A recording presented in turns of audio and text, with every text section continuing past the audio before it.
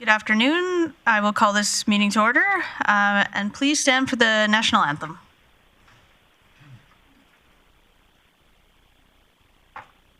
Oh, Canada, our home and native land, true patriot love in all of us command. With glowing hearts we see thee rise, the true north strong and free. From far and wide, oh Canada, we stand on guard for thee. God keep our land glorious and free. Oh Canada, we stand on guard for thee. Oh Canada, we stand on guard for thee.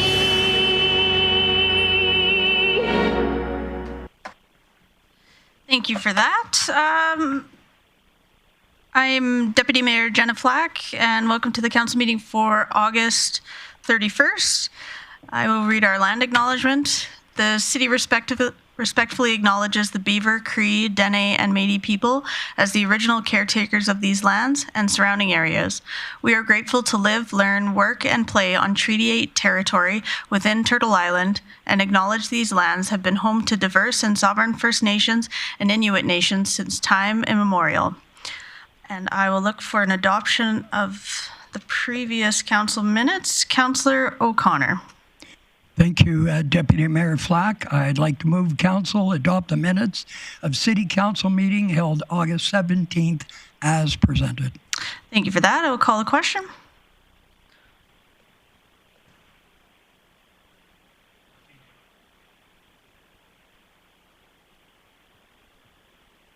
And that's carried. Whoa. Moving on to item 5, looking for an adoption of the agenda. Councillor Thiessen. Thank you very much, Deputy Mayor Flack. I would move that council adopt the agenda with the addition of item 7.2, airport lease. Thank you for that. I will call the question.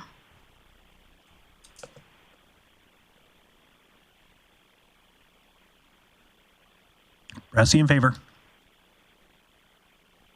And that's carried. Moving on to item 6.1. We do have a delegation scheduled for today. Are they in the room? Not seeing anyone. We will move forward to item 7.1 in reports. Youth Advisory Council report. I will pass that to Chief Miller. All right. Thanks, our Deputy Mayor Flack. So this afternoon, we do have a presentation on the Youth Advisory Committee, and it's an update. If I can get them to please come forward and go through the presentation, and then we'll take any questions after. Thank you. Perfect. Thank you.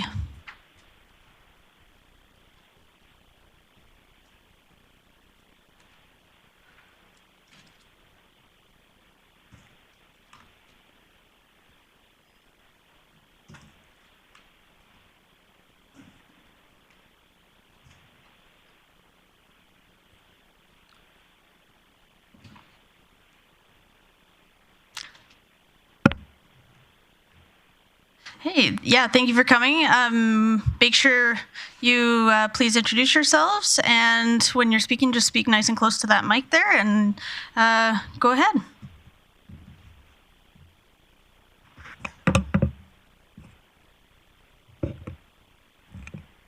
Good afternoon, Deputy Mayor and City Councillors. Thank you for welcoming Youth Advisory Council to present their 2025 to 2026 annual report. I would like to acknowledge E.J. Egao, Ava Moulton, and Kennedy Borley, who are joining me at the delegation table today. The Youth Advisory Council provides an important opportunity for young people in Grande Prairie to share their perspectives, participate in community conversations, and connect with City Council, administration, and today, YAC members will highlight the work completed over the past term, including their engagement activities, accomplishments, and the areas they identified as important to youth in Grande Prairie. With that, I will turn it over to Youth Advisory Council members. Thank you. My name is EJ Gao, and as chair of the Youth Advisory Council, it is my pleasure to help present our 2025 to 2026 annual report. YAC's mandate is to provide an effective link between Grande Prairie youth, City Council, community boards and committees, and community agencies. Through YAC, members have opportunities to participate in community discussions, provide input on issues affecting young people, and bring forward the perspectives and experiences of their peers. This will give youth a meaningful way to participate in conversations about a community and helps ensure that youth perspectives are considered in local decision making.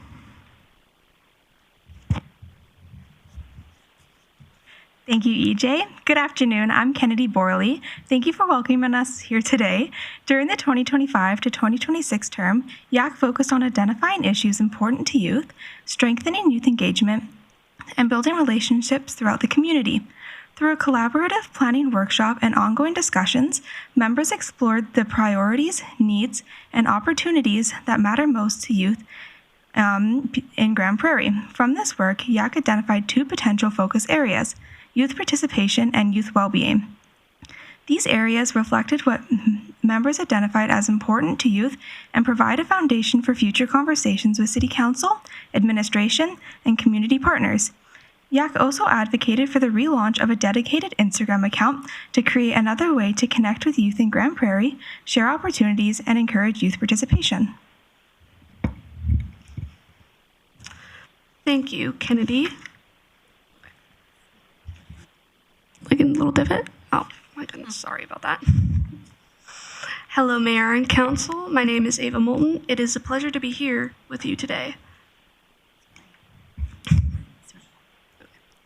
This term, the Youth Advisory Council had 17 active members, along with Councillor Flock and Councillor Thiessen.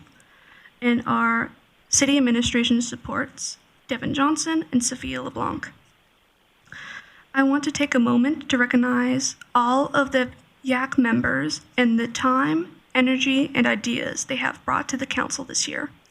Our 17 members have come from different backgrounds and experiences, but we all have the same goal: to make sure young people have a voice and a chance to make a difference in our community. Throughout the term, our members have shared ideas, been leaders, participated in the community, and help represent youth in the community. We really appreciate what everyone has put into YAC. Being involved takes time and energy, and our members have shown that they care about making Grande Prairie a better place for young people. We'd also like to thank Councillor Flock and Councillor Thiessen for being there to support and mentor us through the year. Their willingness to listen to youth, share their experience, and teach us about leadership has been wonderful. Over the past year, YAC has had the opportunity to grow as a group, build our understanding of municipal government, and become more involved in the community. We learned more about our roles and responsibilities as YAC representatives, how municipal government works, and how we can contribute. We also participated in the Community Board member welcome session, which helped us feel more connected to the broader community. Throughout this year, we have held 8 monthly meetings here at City Hall, and we have welcomed 10 delegations from community organizations and city departments. These meetings have given us the opportunity to learn about issues affecting Grande Prairie and to provide a youth perspective on those issues. We also strengthen our connections with other organizations and community leaders. YAC members were represented on the Youth Employment and Skills Strategy Leadership Table, which was helping bring the youth perspective into conversations about employment and opportunities for young people in our region. Communication and youth engagement was another area of focus. We supported the relaunch of a dedicated Yak Instagram account, giving us another way to engage with the community. One of the highlights of this year was Youth Week. We were proud to receive the annual Youth Week proclamation from City Council and to organize activities to celebrate and engage young people throughout the community.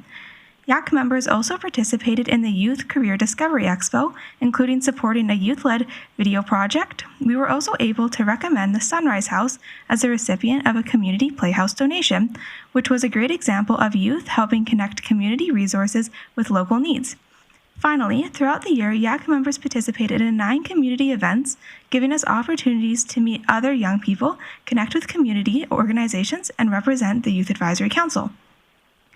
Yak also participated in the FCSS Social Needs Assessment, where members shared youth perspective on community needs, barriers, and opportunities, including mental health, affordability, transportation, recreation, youth spaces, and community connection. Overall, it has been a year of learning, collaboration, and becoming more confident in our roles as youth voices in Grande Prairie.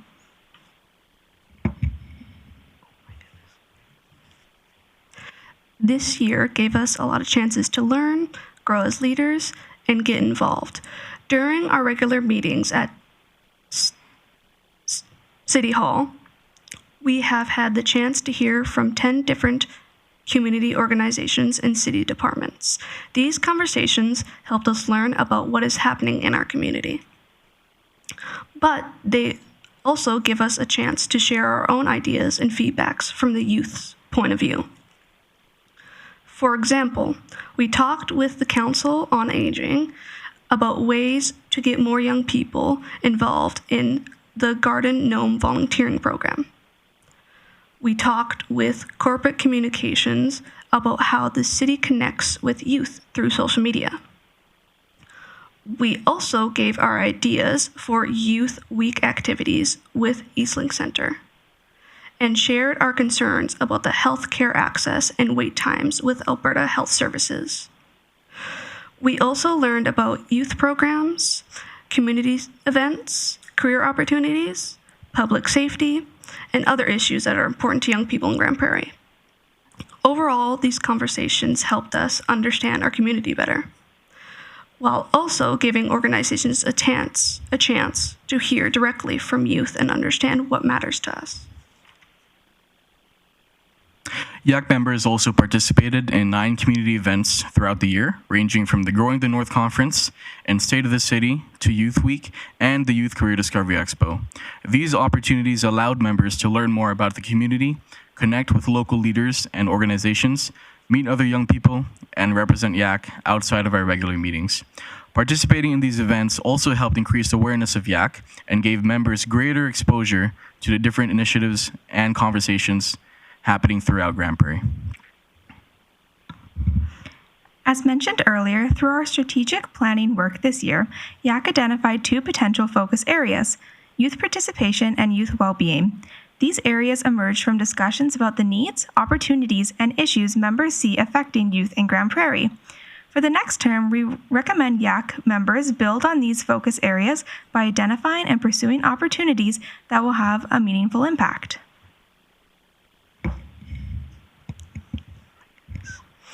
Overall, this term gave us a lot of chances to learn, meet new people, share our ideas, and talk about issues that are important to young people in Grande Prairie. We are proud for our time on Yak and hope the work we have done will help make it easier for young people to stay involved and have their voice heard in the future. On behalf of the whole Youth Advisory Council, thank you so much to City Council and administration for continuing to champion youth engagement and providing young people with opportunities to share our perspectives and contribute to our community here in Grande Prairie. So we appreciate the opportunity to present our work from the 2025 to 2026 term, and we would be happy to answer any questions. Awesome. Yeah, thank you guys for that report. I'll let Councillor Thiessen talk first. You go ahead, Councillor Thiessen. You're so kind, Deputy Mayor Flack. She must be a rookie because I'm going to eat up all the airtime. No, thanks to everyone for coming on in and for the awesome work that each of you have done. I think you stepped into a new role in leadership, not just for youth, but in our entire community. the volunteerism spirit is strong in this youth council, and I've seen it throughout the year at all these events that are listed on the yearly report. I think I saw each of you at many events, as well as the rest of our other 14 youth council members really chipping in. So that gives me reason to give you great praise, not only for inspiring yourselves to step up into the community, but inspiring others to come and step forward as well. And just as a personal note, EJ, you've shown really great leadership as youth council chair. Kennedy, we don't get lots of chances to talk, but I've seen you step into your own here, and you are a leader on this council as well, and as well as with many other volunteer events. And Ava, I watched this little shy girl walk into City Hall in November, and look at you. You're now presenting in front of all of us, and you're stepping into your own power. So that's part of why we do it, but it makes me so happy to see all of you stepping up and into that world of leadership. And I hope you just continue to grow and develop. All that aside, I got a big question to ask, and it's for each and every one of you.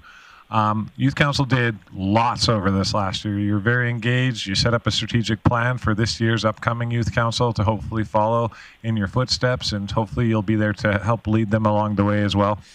But for each and every one of you, and I guess I'll start with you, Ava,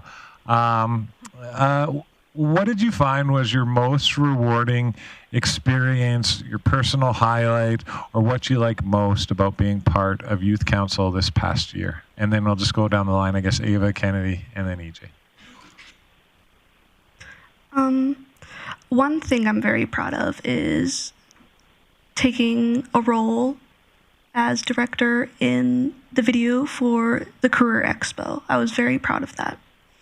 And as well, being on the council has given me lots of intel into the community, and it gives me a chance to actually have my voice heard, and I really appreciate that. Yeah, and the more you use it, the louder it'll get and resonate inside people. Awesome. Thanks, Ava. Thank you for the question through the chair. Ava, she took a much more direct role through the video project, but I was there for a lot of it too, and that was definitely a highlight. It was a great opportunity to work on something like we were there quite often, and something that really took time and effort. So that was a really great opportunity. And this year on Youth Advisory Council, it's been great to get to know the community, get to know all of the people on our council this year, a lot of new people from last year. It's been really great, and especially it's been awesome to work with the returning people as well. Awesome, thank you. First of all, thank you for the question through Deputy Mayor Flack. For me, one of the things that I'm most proud of this year in my YAC term was finally having the courage to step up to run for chair. And obviously, I've been elected, so I'm pretty grateful for this opportunity. I think it's really engaged or kind of expanded kind of my leadership skills and especially my communication skills as well. Finally, kind of leading a meeting as well and kind of doing some of my own workshops with the team. And I hope that the rest of or next year's group will continue the work and the foundation that we've laid. So. Awesome. Well, thank you for that, EJ. I know that vote was really close, but you really stepped into that role, and appreciate your leadership. All of you have grown so much, and I can only encourage you to stick with it and continue to grow, because I think you're discovering a whole lot more about yourselves through this process than maybe you would have if you didn't get engaged and involved. So thank you so much for getting engaged and involved. Yeah, thank you, Councillor Thiessen. You guys know I'm not a big talker. I'm not as eloquent as Councillor Thiessen is. That's why I let him go first. But I was very proud to be a part of this Youth Advisory Council this year as a new councillor, because I felt like I was learning right along with you guys a lot of the time. You had questions for me, and I had to kind of turn to everybody else and say, they can answer that for me. But I'm very proud, and it's really cool to see how far you've come, and look at us now. It's pretty cool. And Mayor Clayton, she sends her sincerest thanks to you guys. She's not feeling well, so do we have any other questions for No, seeing none. We do want to grab a photo, and thank you guys for coming in, and we'll grab that, and then you're free. It'll be a Kodak moment.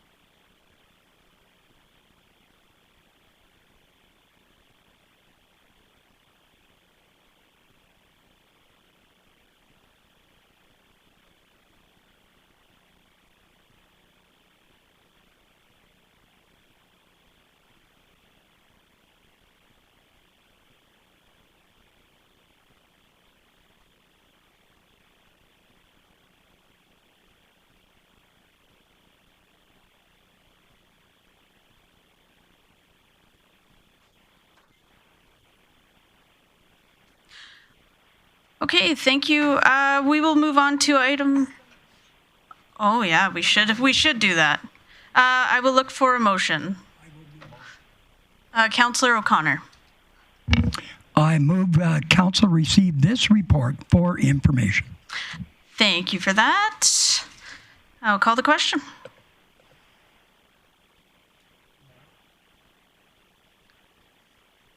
Plot in favor.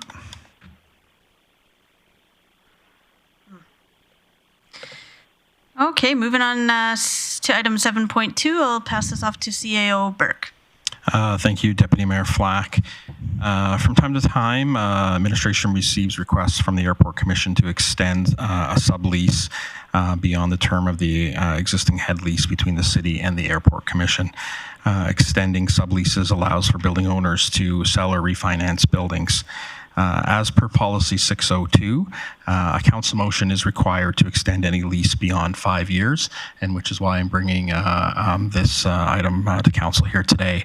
Administration is recommending council move, as per Policy 602, council direct administration to co-sign the Grande Prairie Airport sublease GPA 0883 with an extension to January 31st, 2054. Okay, thank you for that. Councillor Berg. Yeah, thanks. I'll do business. I would like to move as per policy 602, council direct administration to co-sign the Grande Prairie Airport sublease GPA 0883 with an extension to January 31st, 2025. As was just mentioned, the building is for sale and they've got somebody that needs to buy it. And so this extension essentially allows them to go out and get essentially a mortgage on the building because the lease would run out before the mortgage, which doesn't rebalance. So just getting out of the way of business and helping with our proponents. Okay, thank you for that. Seeing no questions or debate, I'll call the question.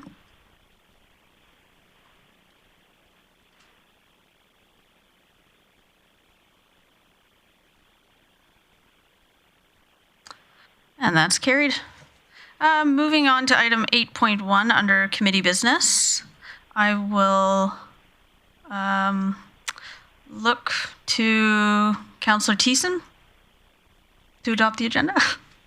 Yeah, sure. Adopt the minutes. Deputy Mayor Flack, I will move that council adopt the minutes of the council committee of the whole meeting held August 19th as presented. Thank you for that. Call the question.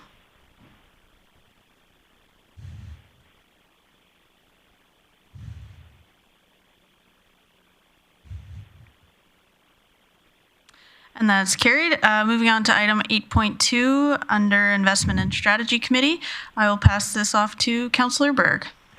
Thank you, Deputy Mayor. I would like to move that council adopt the minutes of the Investment and Strategy Committee meeting held August 25th as presented. Thank you for that. Call the question.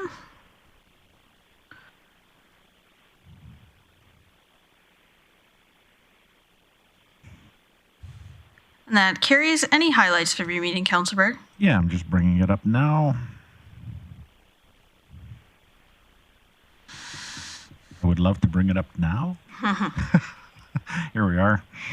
The agenda was relatively light, but we had a good meeting. We heard from, excuse me, the Downtown Association. And in our service area updates around community connections, community improvement grants are now open for applications until October 1st. This grant allows neighborhoods to make enhancements that improve overall benefit to the community. Also, Invest Grande Prairie and the city partnered with the U of A medical students to host a medical camp for youth. This year, the camp drew 60 students over 5 days, representing a 50% increase. And over in Legend Executive Services, administration is preparing for the annual board and committee recruitment, which will be launching in September. So those are just a few highlights. Thank you, Councillor Berg. Moving on to item 8.3, Operational Services Committee. I'll pass this off to Councillor Thiessen. Thank you very much, Deputy Mayor Flack. I would move that Council adopt the minutes of the Operational Services Committee meeting held Tuesday, August 25th as presented.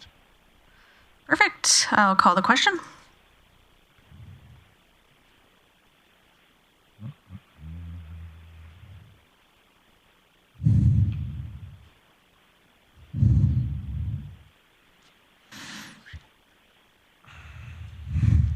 And that carries. A couple of items of business there, Councillor Thiessen. Yeah, thank you very much, Deputy Mayor Flack. Starting right off with our first item, Bylaw C-1365H, the Utility Bylaw Amendment. And I would move that Council give first reading to Bylaw C-1365H, being an amendment to the Utility Bylaw. Perfect. Thank you for that. I will call the question.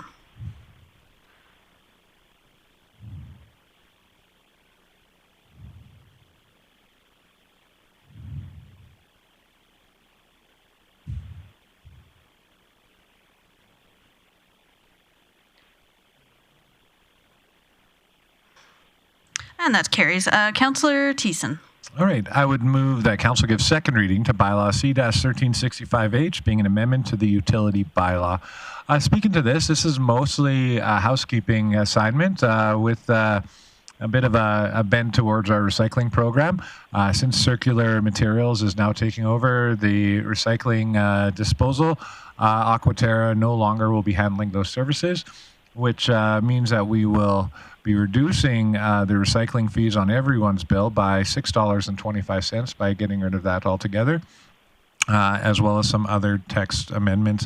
But it is in those text amendments that I did have one question that I missed, well, I guess when we went through committee, and I guess it was just a little small part of it, so I was just looking for a bit of clarity.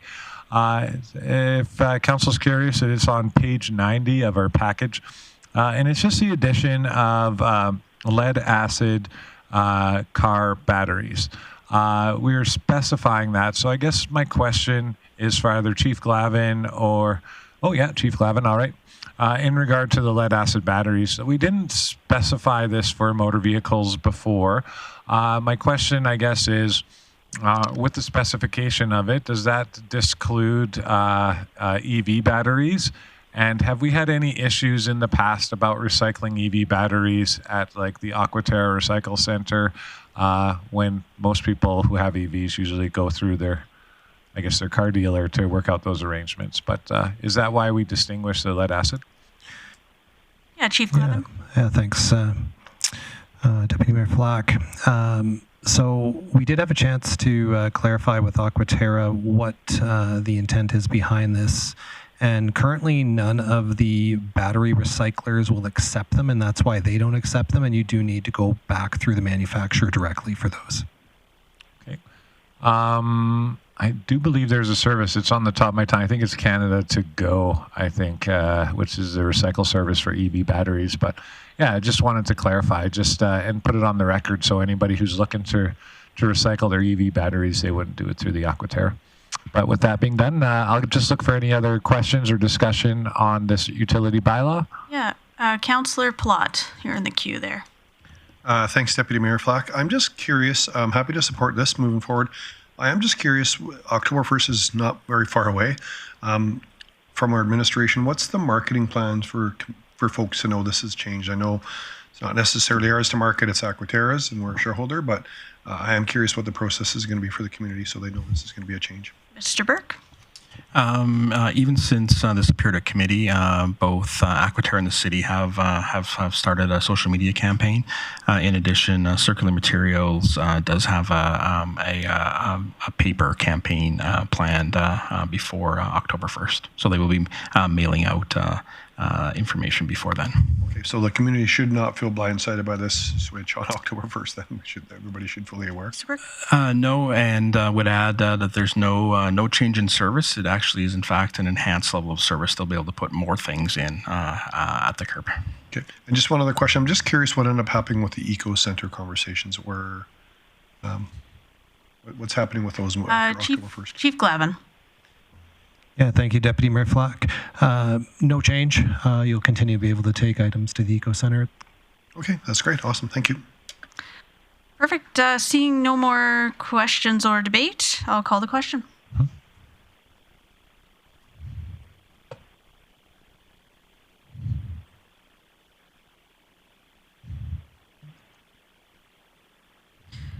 That carries as Councillor Thiessen. Thank you very much, Deputy Mayor Flack. I would move that Council have third reading at this meeting. Thank you for that. And in order to give third reading today, this needs to pass unanimously. Seeing no questions or debate, I'll call the question.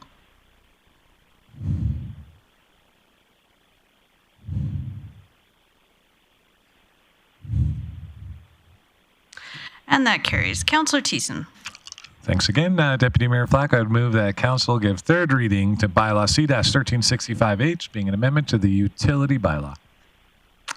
Perfect. Thank you for that. Seeing no questions or debate, I'll call the question.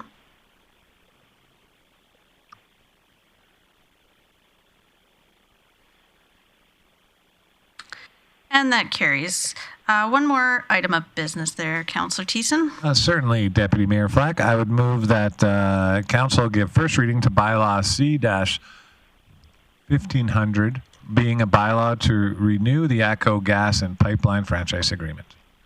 Perfect. Thank you for that. I'll call the question.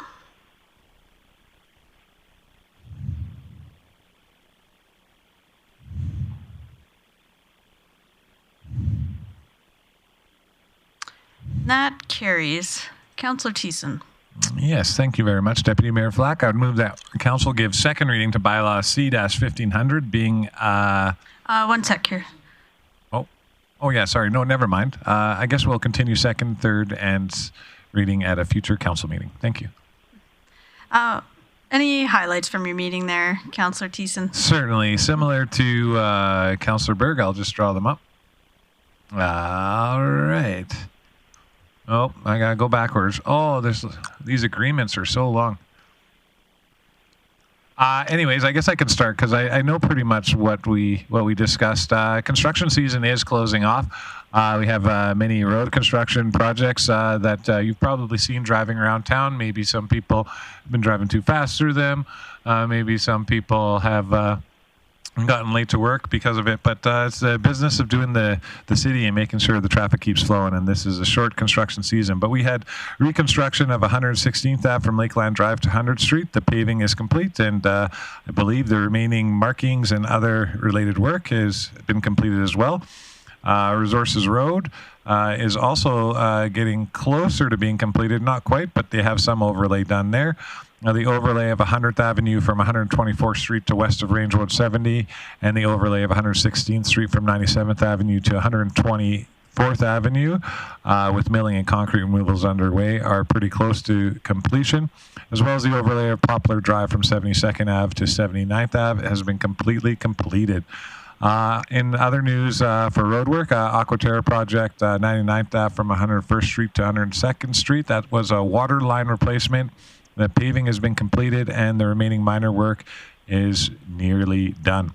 In Environment and Parks, we have laid off about 70% of our seasonal staff. I say laid off, but they're departing. They knew that they're temporary workers. We have an additional 30% will be leaving the organization temporarily by sometime in September. For kids who are looking to get in the mobile skate park, it has been moved to Kiara Place this week. And in transit services, the transit quest took place through the Goose Chase app with 72 participants. The first 10 to complete the quest received a gift card, and the grand prize was a draw for an iPad. Also during the transit services update, Chief Glavin informed us that we had found a new transit manager in the form of Kyle Charbonneau from Brampton, Ontario, who carries with him 15 years of transit and management experience. I asked Chief Glavin at the meeting a kind of awkward question: when do we get to meet the guy? And he wasn't quite sure, but we have lots of meetings, so he comes in. Well, would you know it? Yesterday I was at the Eastlink Center pool with the family, and the gentleman came up to me and said, "Councillor Thiessen?" And I was like, "Yes." He's like, "Hi, I'm Kyle. I'm the new transit manager." So we talked a little bit there. It was really nice that he was really forward in introducing himself and that he had paid attention to our meetings. And knew that, hey, at least one counselor wanted to meet him. So he went out of his way when he saw me in the public. So that was really nice. He didn't have to do that in the pool. My baby enjoyed the conversation too while he was in my arms in the lazy river. And I look forward to seeing Kyle live and in person in this room here too. And it shouldn't go without saying that our longtime transit manager, Steve Harvard, is now officially retired from the city of Grande Prairie. I'd just like to take this opportunity, staring right at the camera. If you're watching, Steve, thank you so much for all your hard work and dedication to improving the transit system in our community. It is leaps and bounds ahead of where it was before you started. So hopefully Kyle will carry up that baton and do the great work that you did. And all the best in retirement. Thank you. That's my report. Thank you, Councillor Thiessen. We'll move on to item 8.4, Public and Protective Services Committee, and I'll pass this to Councillor O'Toole.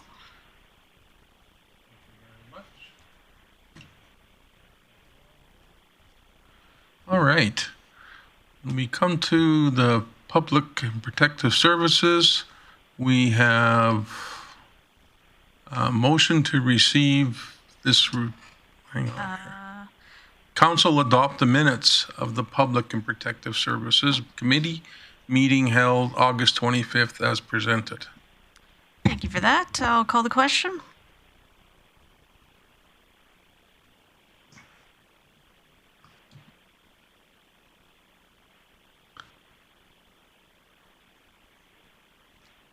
No. Councillor Bressy. My apologies. I would move that council adopt the minutes. We're just voting here Sorry. on the minutes. I am in favor. Thank you for that. Perfect. One item of business there, Councillor O'Toole. Yes, we do have a report, and I think Jamie Hadlon is going to talk a little bit about that at this time. Yes, thank you. Deputy Mayor Flack and councillors, thanks for having me today. My name is Jamie Hannaford, the Director of the Public Safety Communications Center. I did present this report to committee and just here today to just give you an executive brief on that report. So the Public Safety Communications Center is delivering a significant financial benefit to taxpayers through the implementation of an integrated emergency communications center model. Administration estimates that operating a single integrated public safety communication center will cost approximately $3 million less than if we were to separate into two separate centers, one serving 911 and fire and one serving policing. So by integrating, we're going to see approximately $3 million in savings. This cost saving is achieved through shared staffing, consolidated supervision, common technology platforms, and reduced facility duplication. These efficiencies are built directly into the PSCC operating model and represent a substantial long-term savings while maintaining the same level of emergency communication services across the city and our region. Despite these efficiencies, the PSCC will continue to require levy support to sustain 24/7 emergency communication operations. The growth in the levy requirement reflects ongoing staffing, technology, cybersecurity, infrastructure costs associated with operating a modern emergency communication center. Administration notes that further material reductions to core operating expenditures are not anticipated without impacting service capacity. As a result, future pressure on the levy is expected to mitigate primarily through increases in revenues rather than further cost cutting. Key opportunities for revenue increase are through expanding regional dispatch partnerships and service agreements, enhancing cost recovery mechanisms through user fee structures, pursuing additional dispatch service opportunities, and advocating for increased provincial funding and enhancements through the provincial 911 levy framework. While the PSCC does not require ongoing levy support, the integrated model already avoids approximately $3 million annually compared to operating separate centers. Without this integration, taxpayer would face significantly higher operating costs that correspond with greater levy pressures from what we already receive. The focus moving forward is on leveraging the integrated center model to grow revenues and to offset future levy increases while maintaining critical emergency communications. I'm open to any questions you may have. Yeah, thank you, Mr. Hannaford. I'll pass this to Councillor Palat. Thanks, Deputy Mayor Flock. I just had a couple of questions in the report, if I could please. Just curious, I know we did make a motion that we're trying to get the 911 fees increased. When I look on the budget over the next, I guess, 6-7 years, it's kind of flatline. I'm just wondering what the impact would be if that motion was successful for our revenue. How much of a difference would that be on our revenue side? I'm not sure if that's something we would know today or not, but... Yeah, I think that'd be a difficult question to answer today because it would really be dependent on what it was raised to. Okay. I guess maybe if that's possible for our I don't need to know it today. I'm just curious before pre-budget if we knew that, what that number could have a potential for what we've asked for, I guess, if that was accepted. My second question is I'm just curious and happy to see it, but just curious, we look at 27's budget and then 28 and 29. I see the salaries decrease a little bit, and then it flatlines in 28 and 29. Is there a reason that we're seeing the salaries just dip a little bit and then flatline? Yeah, I think we're going to see that sort of dip a tiny bit as we stabilize the work environment. Because we haven't opened yet, it'll be a newly functioning center.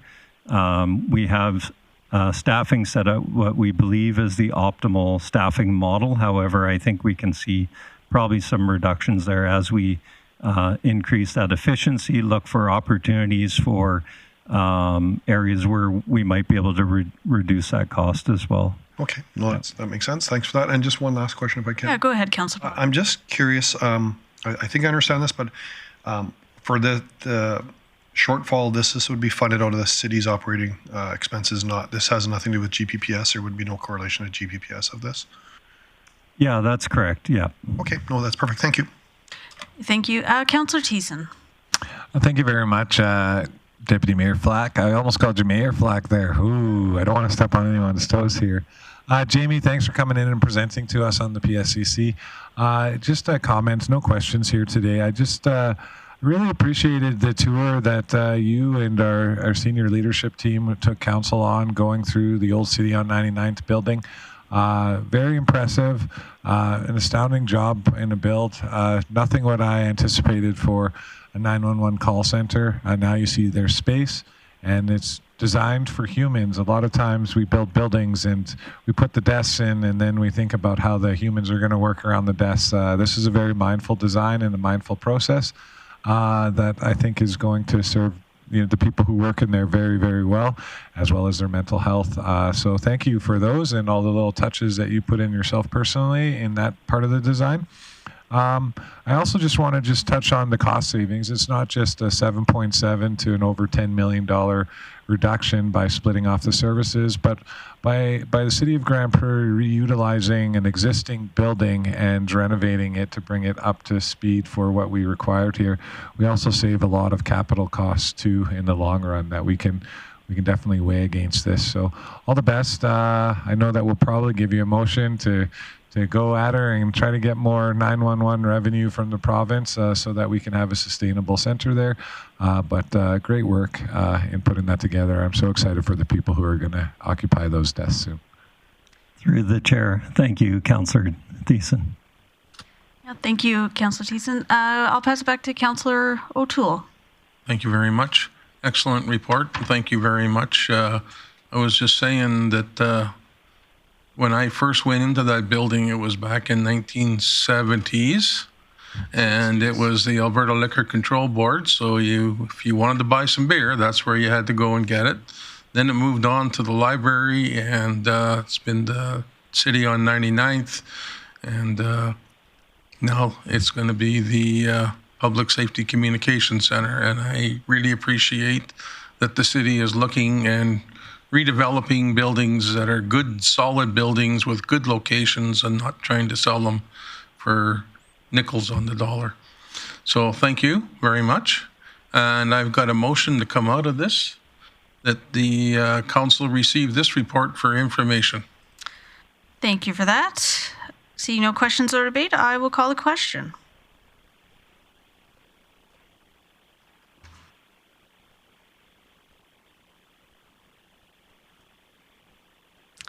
And that carries. Any highlights from your meeting, Councillor O'Toole? Yes, I do.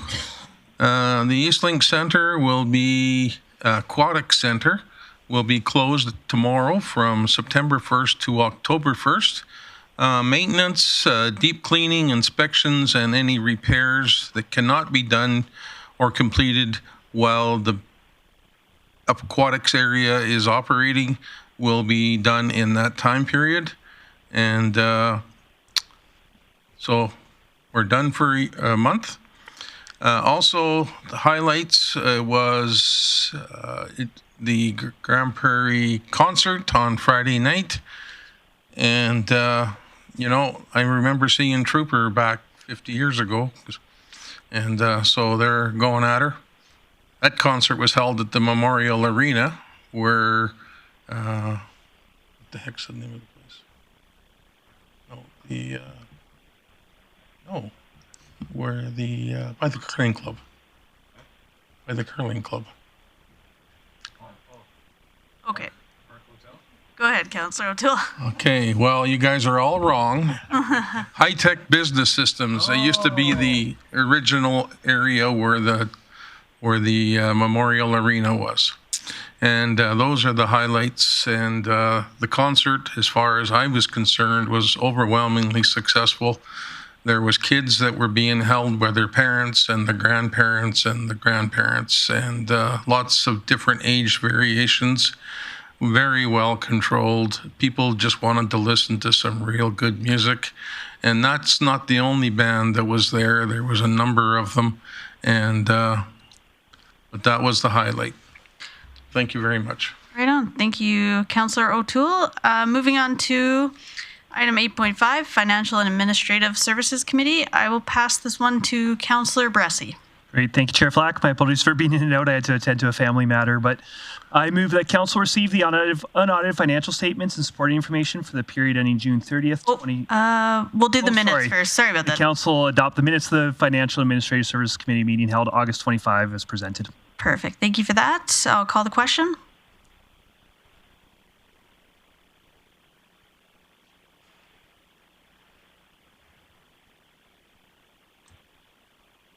And that's carried. One item of business there, Councillor Bressy. Nothing more fun than financial statements, so I was just eager to get to them.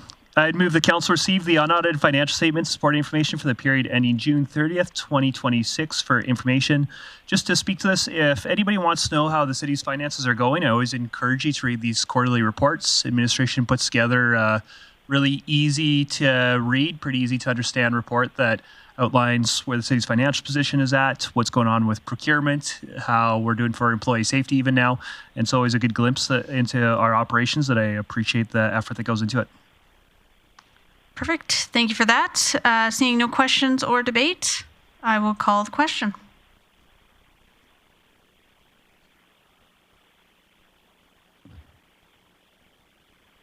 And that carries. Any highlights from your meeting, Councillor Bressy?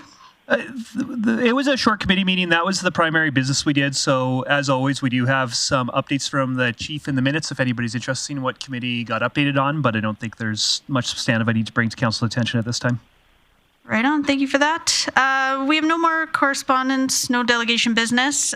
So we will recess until 6 p.m. And we will have part 2 of this council meeting. For now, that's it. Thank you.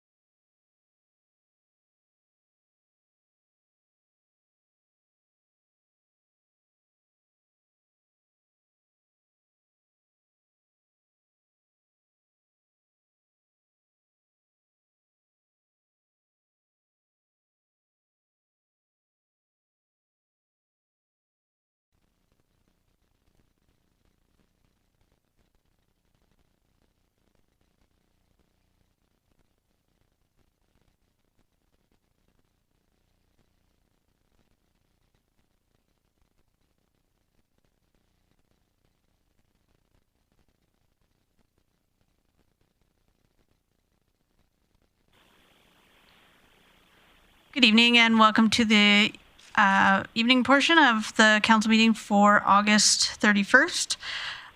We will move on to item 13.1. We have one delegation this evening, and I will invite Ms. Rode up to the front here, and you can just introduce yourself, speak into the mic there, and take about 5 minutes to present to us. And yeah, feel free to go ahead. Perfect. Oh, yeah.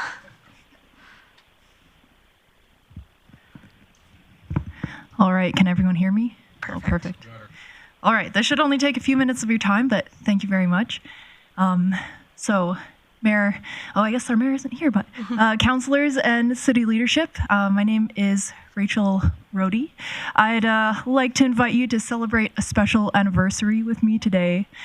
June 2026 marked the third year I have submitted a request to the city asking for a repair to the low spot in the road and curb in front of my house in West Point. Over those 3 years, nothing has been done by the city to fix this safety issue. And you know what? I don't expect it to be fixed right away, but I know how project lists work. If the people who make decisions don't understand a project's priority, it will get pushed off year after year due to budget constraints and lack of perceived urgency. So today I'd like to explain the priority of the project, as this road poses a safety hazard to me and the other people living in my house. So let's take a look. There we go.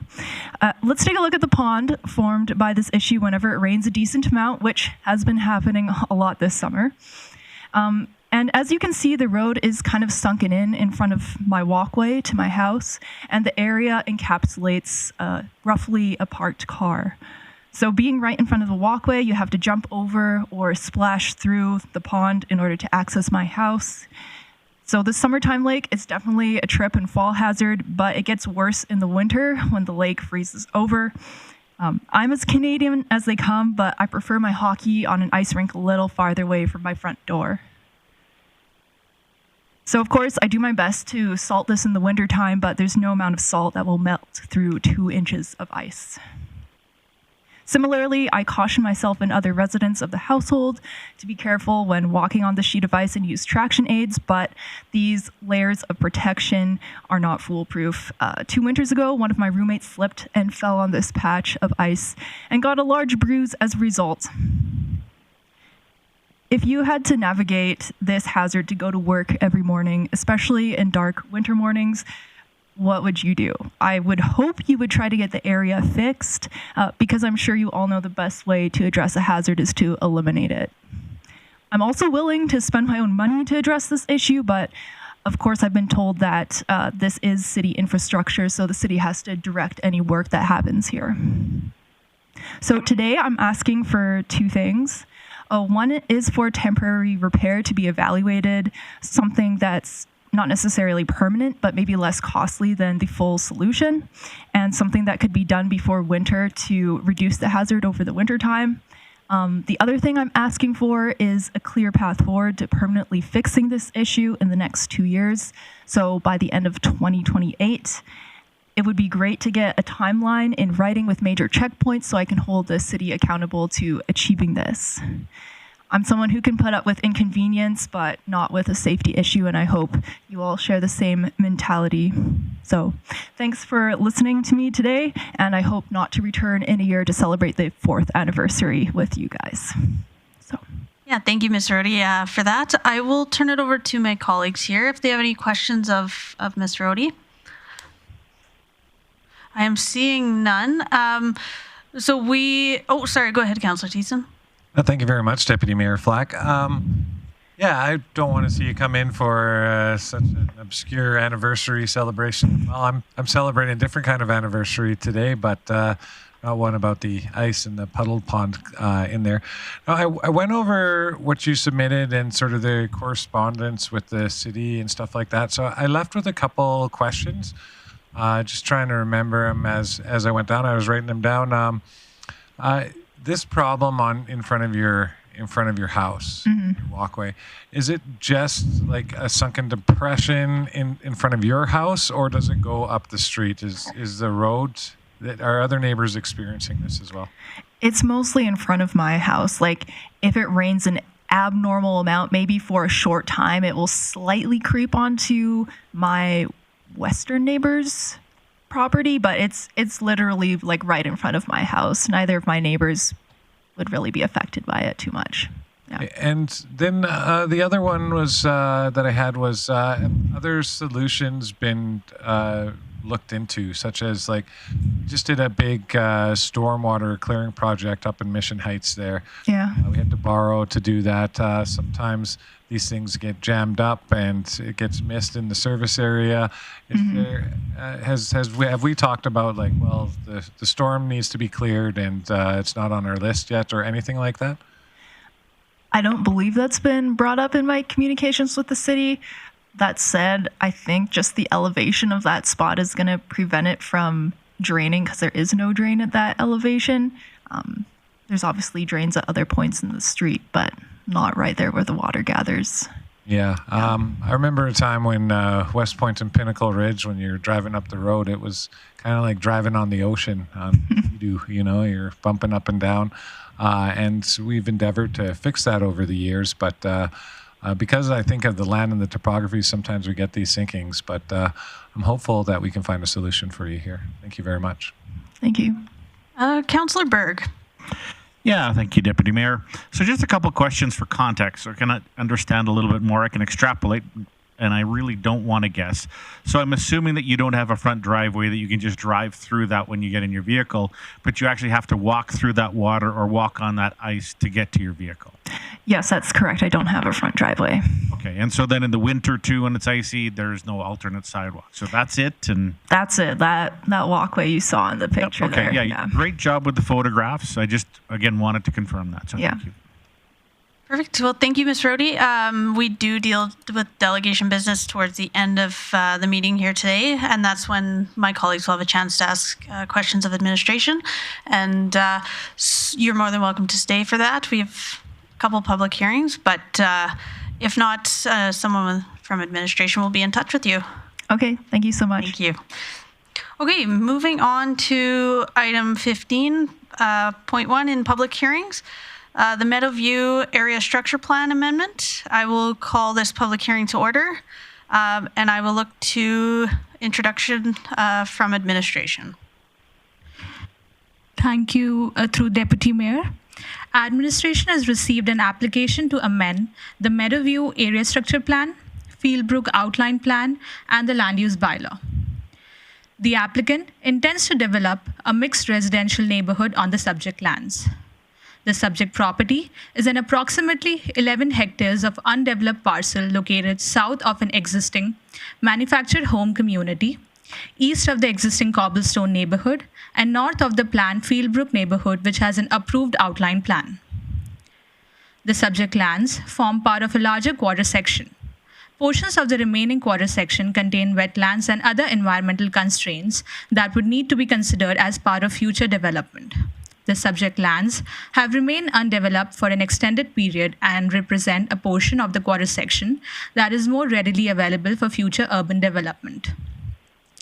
The proposed amendment adds approximately 11 hectares of undeveloped land to the Fieldbrook Outline Plan, which was originally adopted in 2012.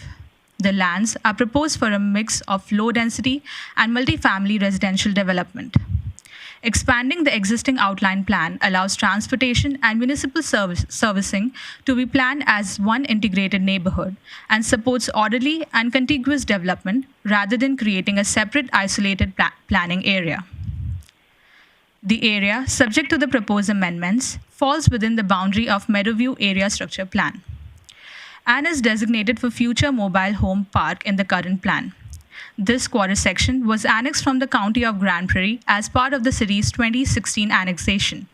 At that time, Meadowview ASP was amended to incorporate the newly annexed lands in the plan area. The ASP is a long-range planning document that provides a generalized planning framework for this area. The subject lands have remained vacant since their inclusion in the ASP and prior to annexation. The applicant is proposing to amend the ASP to redesignate portions of the subject lands to accommodate a mix of single-family and multifamily residential development. the subject lands, are currently zoned as urban reserve in the land use bylaw. The urban reserve district functions as a holding district intended to preserve land for future urban development. The proposed amendment would rezone portion of lands to RC, combined residential, and RM, medium density residential.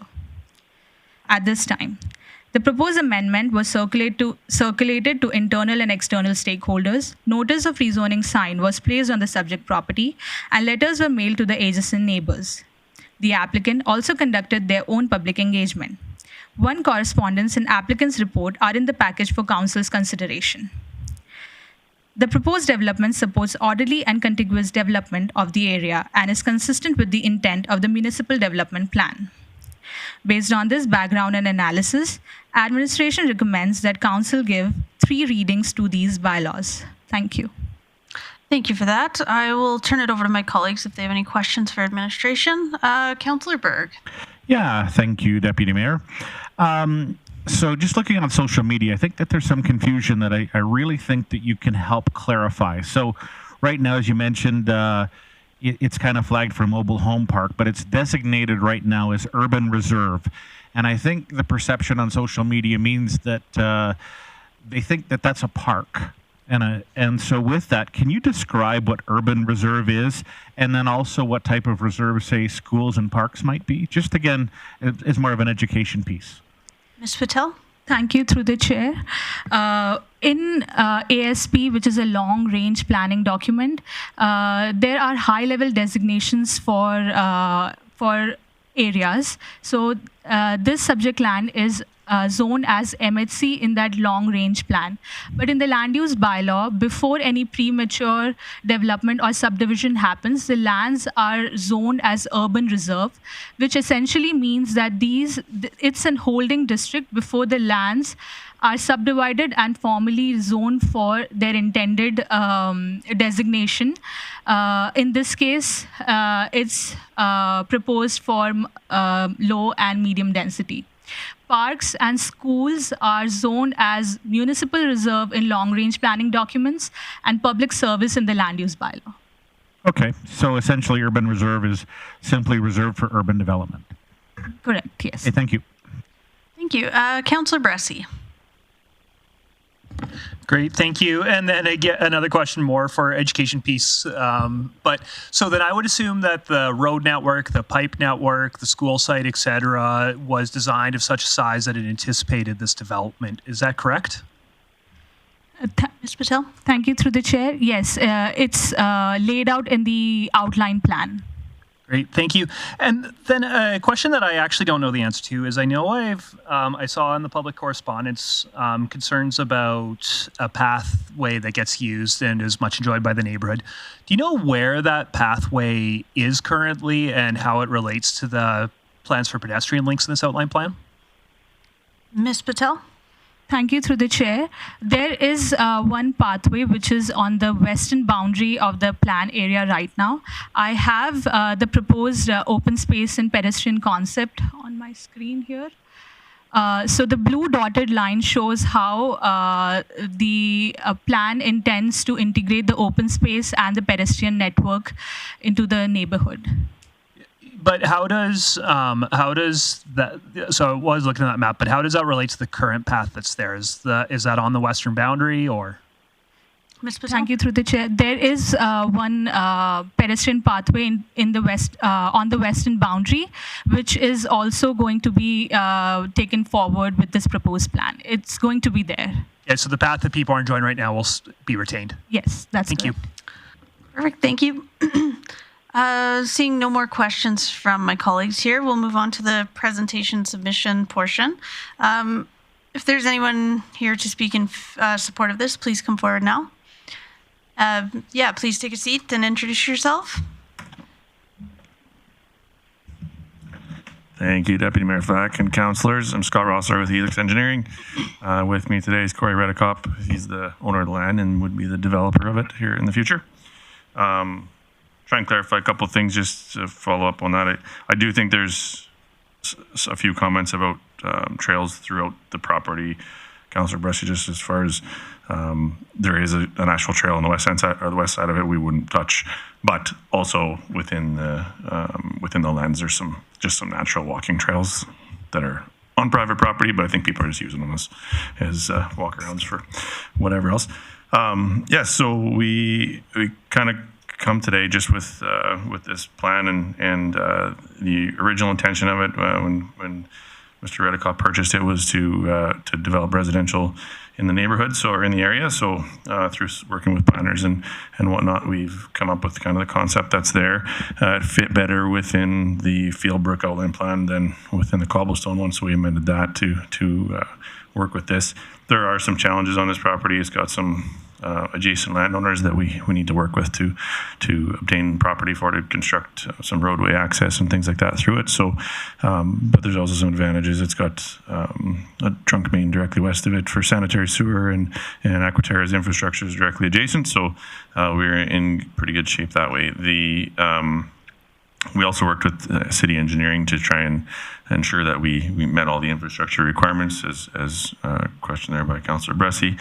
So the infrastructure studies have all been completed. So as part of this amendment, we amended the sanitary design reports, water design reports, and stormwater design reports for the neighborhood. So everything's been reviewed and addressed through that.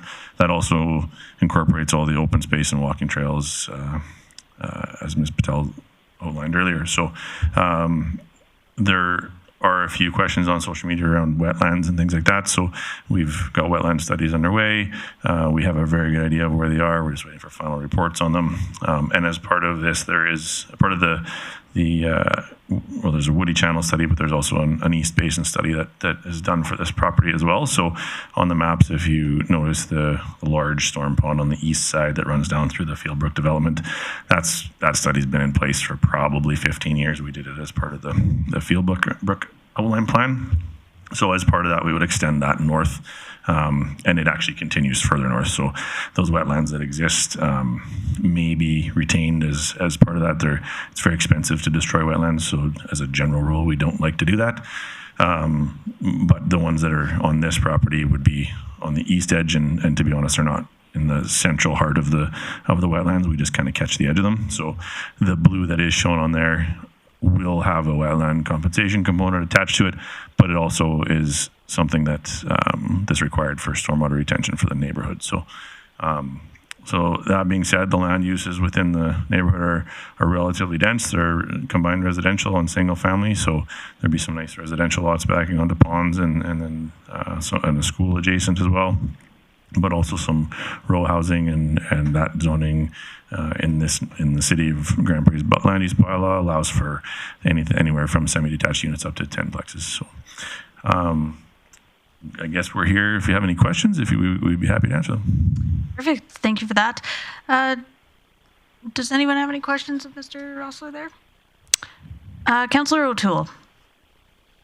Thank you very much, Deputy Mayor. In your proposal, if it gets passed, how many housing units would be in this fully developed state? Like, we're looking at 600 houses, 400? Yes, it wouldn't be probably quite that many. I would imagine we're a couple hundred.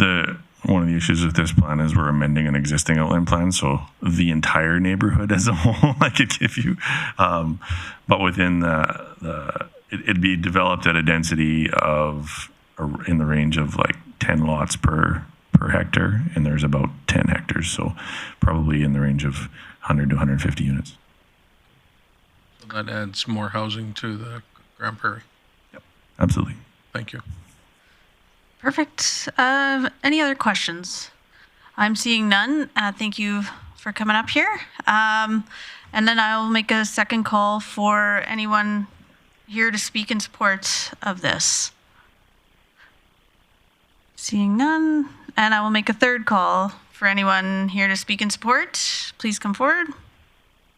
Seeing none, I will move on to anyone here to speak in or speak against.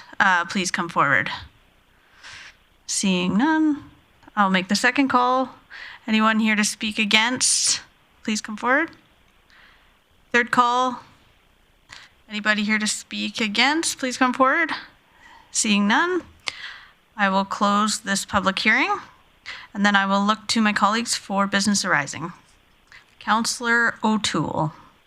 Thank you very much, Deputy Mayor Flack. I move the council give first reading to Bylaw C-1290C, being an amendment to the Meadowview Area Structure Plan.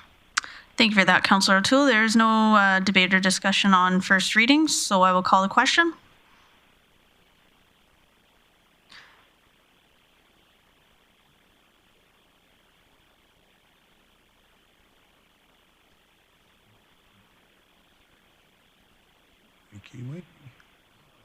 That carries. Councillor O'Toole.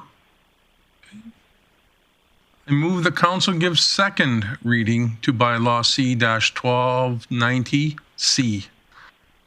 Thank you for that. Looking for discussion or debate, Councillor Bressie.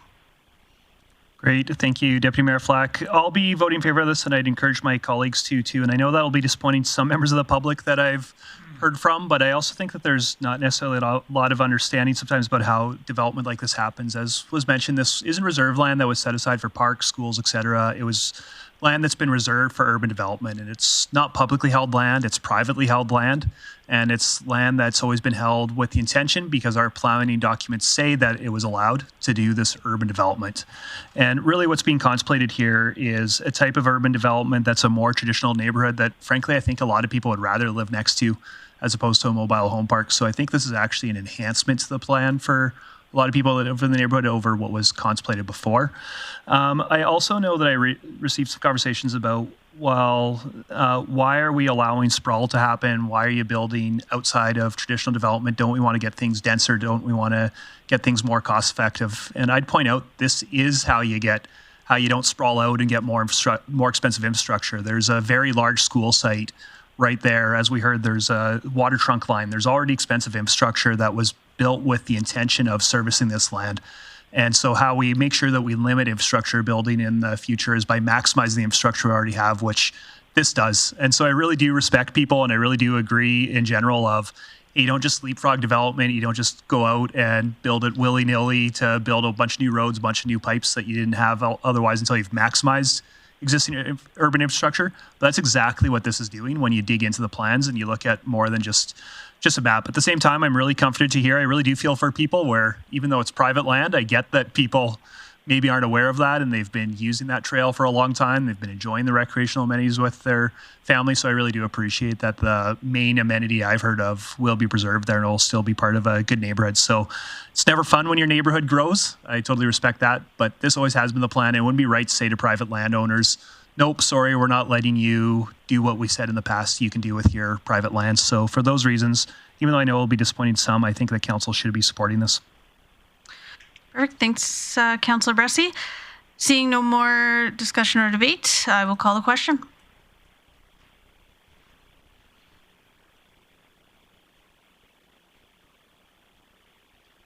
That is carried. Councillor O'Toole. I move that council have third reading of Bylaw C-1290C at this meeting. Thank you for that. And in order to have third reading, this needs to pass unanimously today. Seeing no discussion or debate, I will call the question.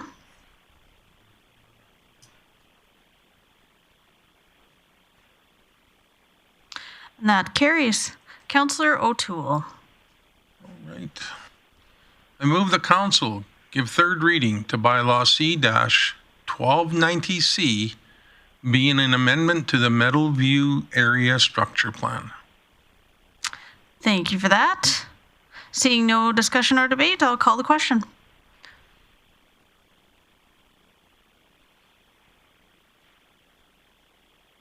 And that is carried. I will look to my colleagues. I guess, Councillor O'Toole, you can carry on. Thank you. I move the council give first reading to Bylaw C-1262-02, being an amendment to the Fieldbrook Neighborhood Outline Plan.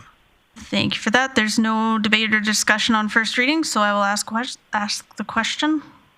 Please vote.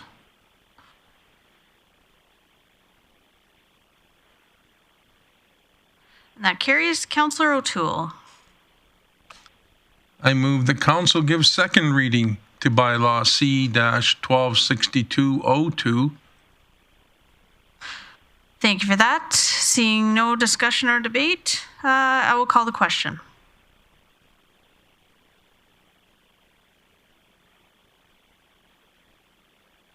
And that carries. Councillor O'Toole.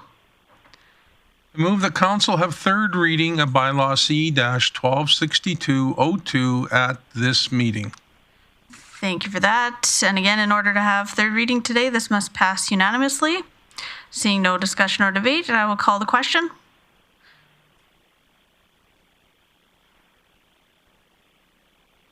And that carries. Councillor O'Toole.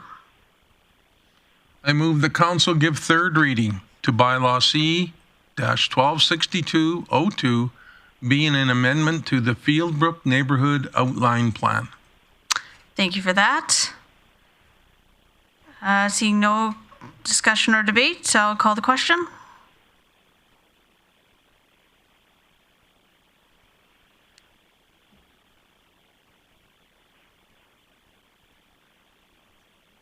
Councillor Platt? Councillor Platt's in favor, and that carries. Councillor O'Toole, keep it going. All right. I move the council give first reading to Bylaw C-1260-214, being an amendment to the Land Use Bylaw. Perfect. I will call the question.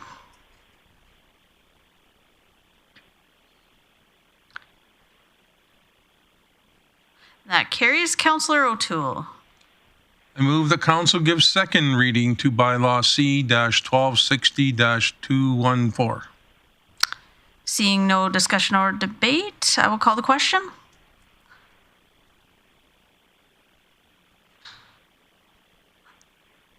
That carries. Councillor O'Toole.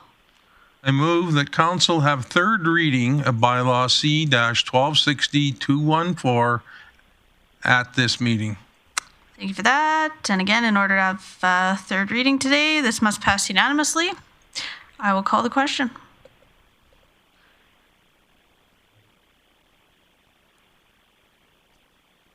And that carries. Councillor O'Toole. I move the council give third reading to Bylaw C-1260-214, being an amendment to the Land Use Bylaw. Perfect. Seeing no questions, comments, or debate, I will call the question.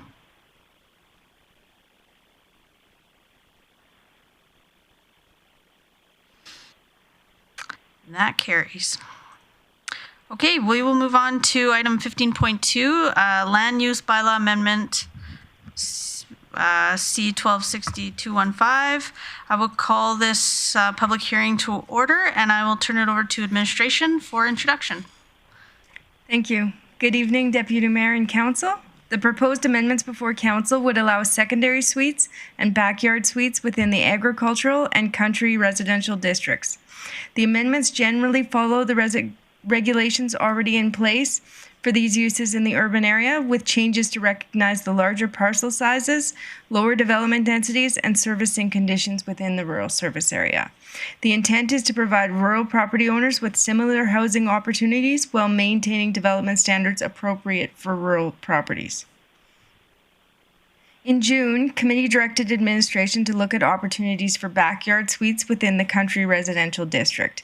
As part of that review, administration found that similar considerations applied to secondary suites and to properties within the agricultural district.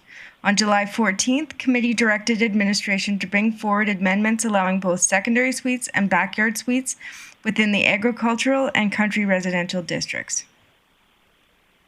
Currently, the land use bylaw already allows secondary suites and backyard suites within the city's urban residential districts.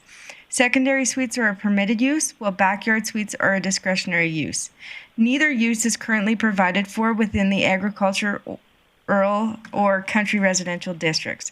The proposed amendments would extend these housing options into the rural service area while modifying some of the urban regulations that are not necessary in a rural context. Secondary suites would be a permitted use in the country residential district. In the agricultural district, they would be discretionary, consistent with all uses in that district. Backyard suites would also be discretionary in both districts. Each parcel will continue to be limited to one accessory dwelling in addition to the principal dwelling. Both types of suites would be limited to 3 bedrooms. For secondary suites that are not entirely within a basement, the maximum floor area would be 130 square meters or 1,400 square feet, and the suite would still have to be smaller than the principal dwelling. The neighborhood concentration limits, minimum parking requirements, and lot width based on bedroom restriction would not apply. Those requirements were developed primarily for urban neighborhoods. Large rural parcels have greater separation between dwellings and reduced parking pressures, which makes those requirements unnecessary. For backyard suites, applicants would also have to demonstrate that there is adequate potable water and sanitary sewage capacity. This is particularly important on properties that rely on wells, cisterns, and private sewage systems. Administration reviewed how second dwellings are addressed in comparable Alberta municipalities. Rocky View County, Leduc County, and Sturgeon County all provide opportunities for second dwellings on rural properties. Generally, the municipalities allow at least one second dwelling per parcel, with additional opportunities on large properties in some cases.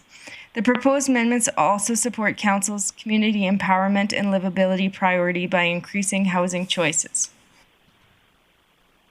Overall, the amendments provide additional housing opportunities within the rural service area while maintaining regulations appropriate for rural development.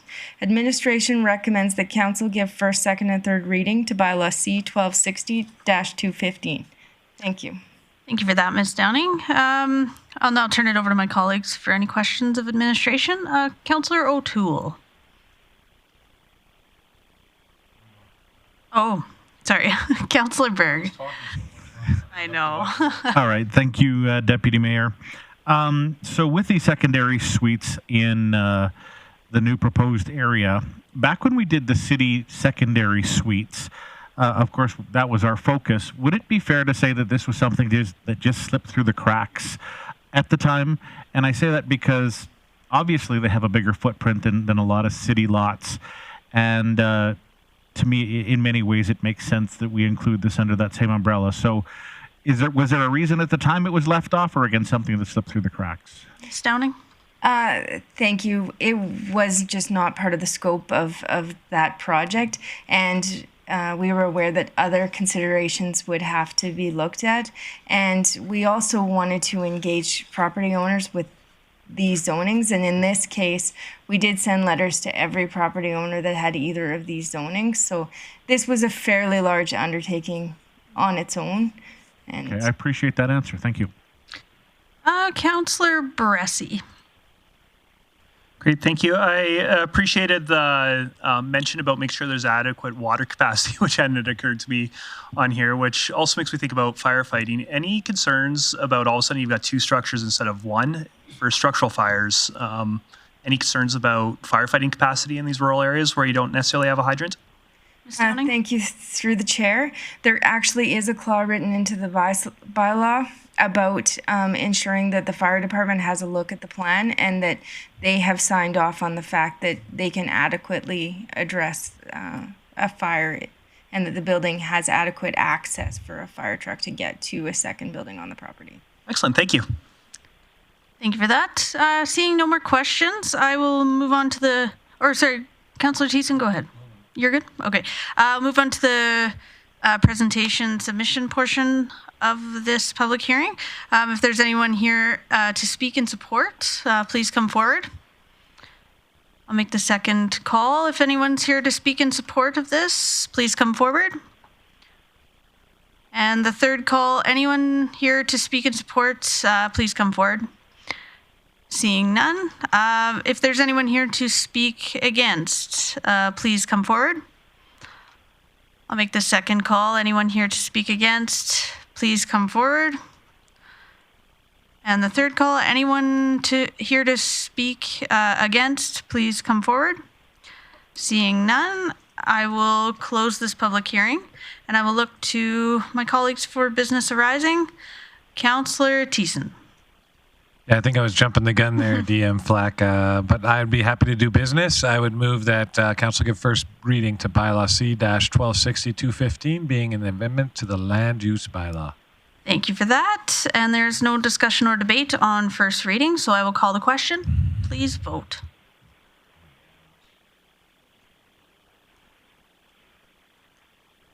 That carries. Councillor Thiessen.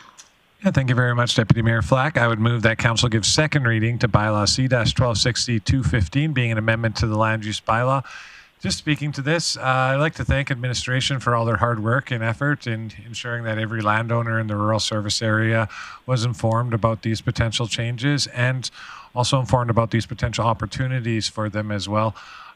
Similarly, as to comments I heard earlier, as a kid, I used to travel to Manitoba, Bissett, Manitoba, in fact, to go stay for a month on my grandfather's farm with my brothers, and they had a secondary suite and a gazebo and 2 garages out on their property. It wasn't a problem. And then when I became a father later on, and we visited the in-laws in Saskatchewan at their farms, same thing. There was a farmhouse, and then there was the subsequent secondary home, I guess. I wouldn't call it a garden suite because it housed a whole family of 4 inside there.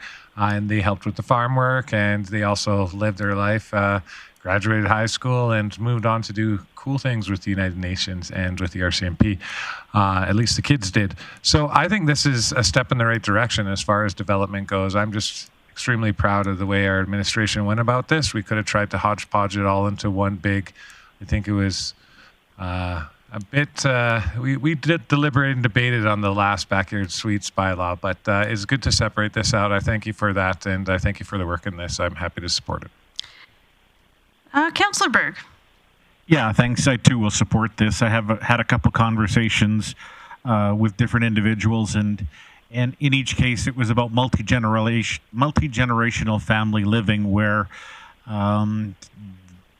say, the older generation isn't ready to go to a retirement home quite yet and can still manage and function on their own, but maybe they just need a little bit to be a little closer to family.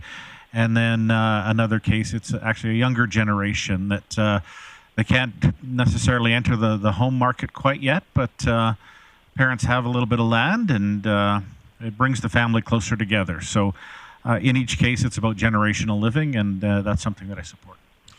Thank you for that. Seeing no more discussion or debate, I will call the question. Please vote.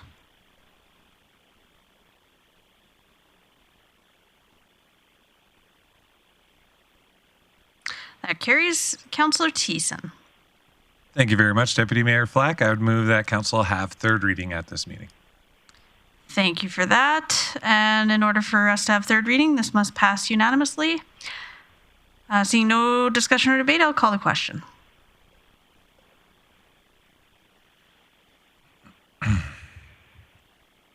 That carries. Councillor Thiessen.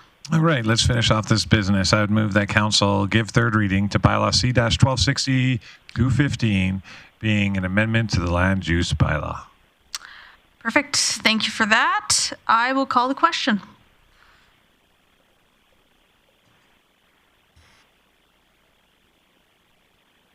And that carries. All right, we're moving on to item 16 under delegation business. 16.1. This is the chance for my colleagues to ask any questions of administration. Councillor Palat. Thanks, Deputy Mayor Flack. I'm just curious on the photos that were shown there. 2 questions. Is that a sidewalk that's attached to it? And then my second question is there a storm system nearby from that area that maybe, is there a storm line plugging up that there's excessive water sitting there? Chief Glavin. Yeah, thanks, Deputy Mayor Flack. So there's not an attached sidewalk. There is an attached walkway that goes to the resident's house. There's curbing adjacent, and then there's a catch basin further to, think the east. And just if I can go follow ahead. up. Thanks, Deputy Mayor. Just curious on the catch basin, do we monitor or track if we've sent steam units out or anything if those basins have been plugged off where water would start to build up? And if so, has this been a spot that we've had to do that in the past? Chief Levin? Yeah, thanks, Deputy Mayor. We likely would have some sort of record. I'm not aware of this receiving a lot of treatment in that particular area, but I would have to inquire internally. Okay. Councillor O'Connor. Yes, thank you, Deputy Mayor. Appreciate it. My question is in regards to, is engineering looked at what the potential solutions are for Ms. Rohde's situation? Chief Levin? Yeah, thanks, Deputy Mayor. Yes, I had them do a high-level assessment of what the potential solutions could be. One of the challenges of that area, it's very flat, so they have very little slope available to move the water. So it's probably somewhere in the neighborhood of 50 and 100 meters of work that they would have to do upstream and downstream of where this current issue is in order to actually correct it. That type of work we would typically pair with a road rehab project. As we were going by, you'd get much better economies of scale when doing that type of work. This road is not currently on any near-term plan for road rehabilitation, being a residential road as opposed to an arterial or collector that have higher pavement qualities that we try to maintain on those.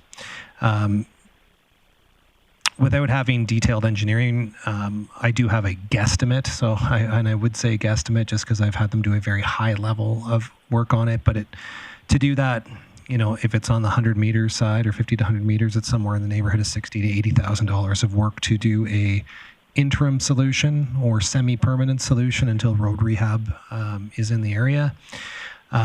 I've also asked them to take a look at some other temporary solutions that are not nearly as expensive as that, although just due to the grade, there's not tons of options.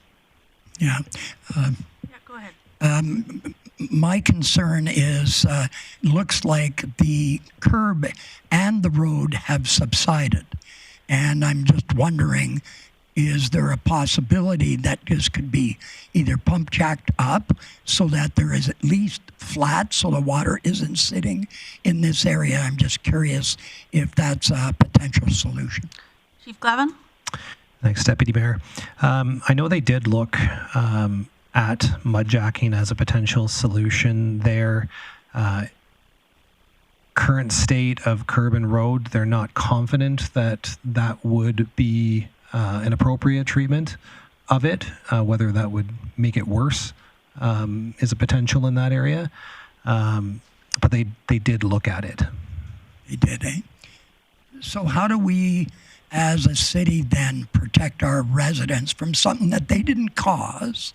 So I know that we don't have a blank check going around and can't do that, but there needs to be, and I think she was very reasonable in her approach coming in, and her pictures were very detailed, and she presented herself very well. So I'm just wondering, it'd be interesting to have somebody reach out and discuss some potential solutions without spending the bank, of course. Chief Glavin? Yeah, thanks, Deputy Mayor. Certainly could. I don't think there's a non-monetary solution at play here, though, as far as how we rectify this. The water needs to travel somewhere. I could jack this area up and put it somewhere else, potentially. But we do have dozens of situations around the city that are similar, where we've had settlement over the years with road and curb that do cause ponding where it wasn't necessarily designed to be. Okay, I'll move on to Councillor Thiessen.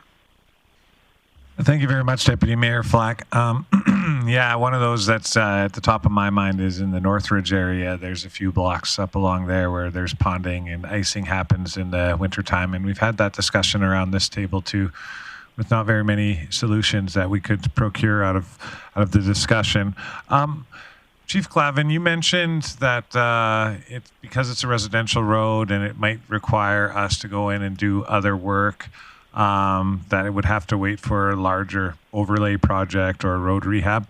Do you know how far off that is in our planning currently? Chief Clavin?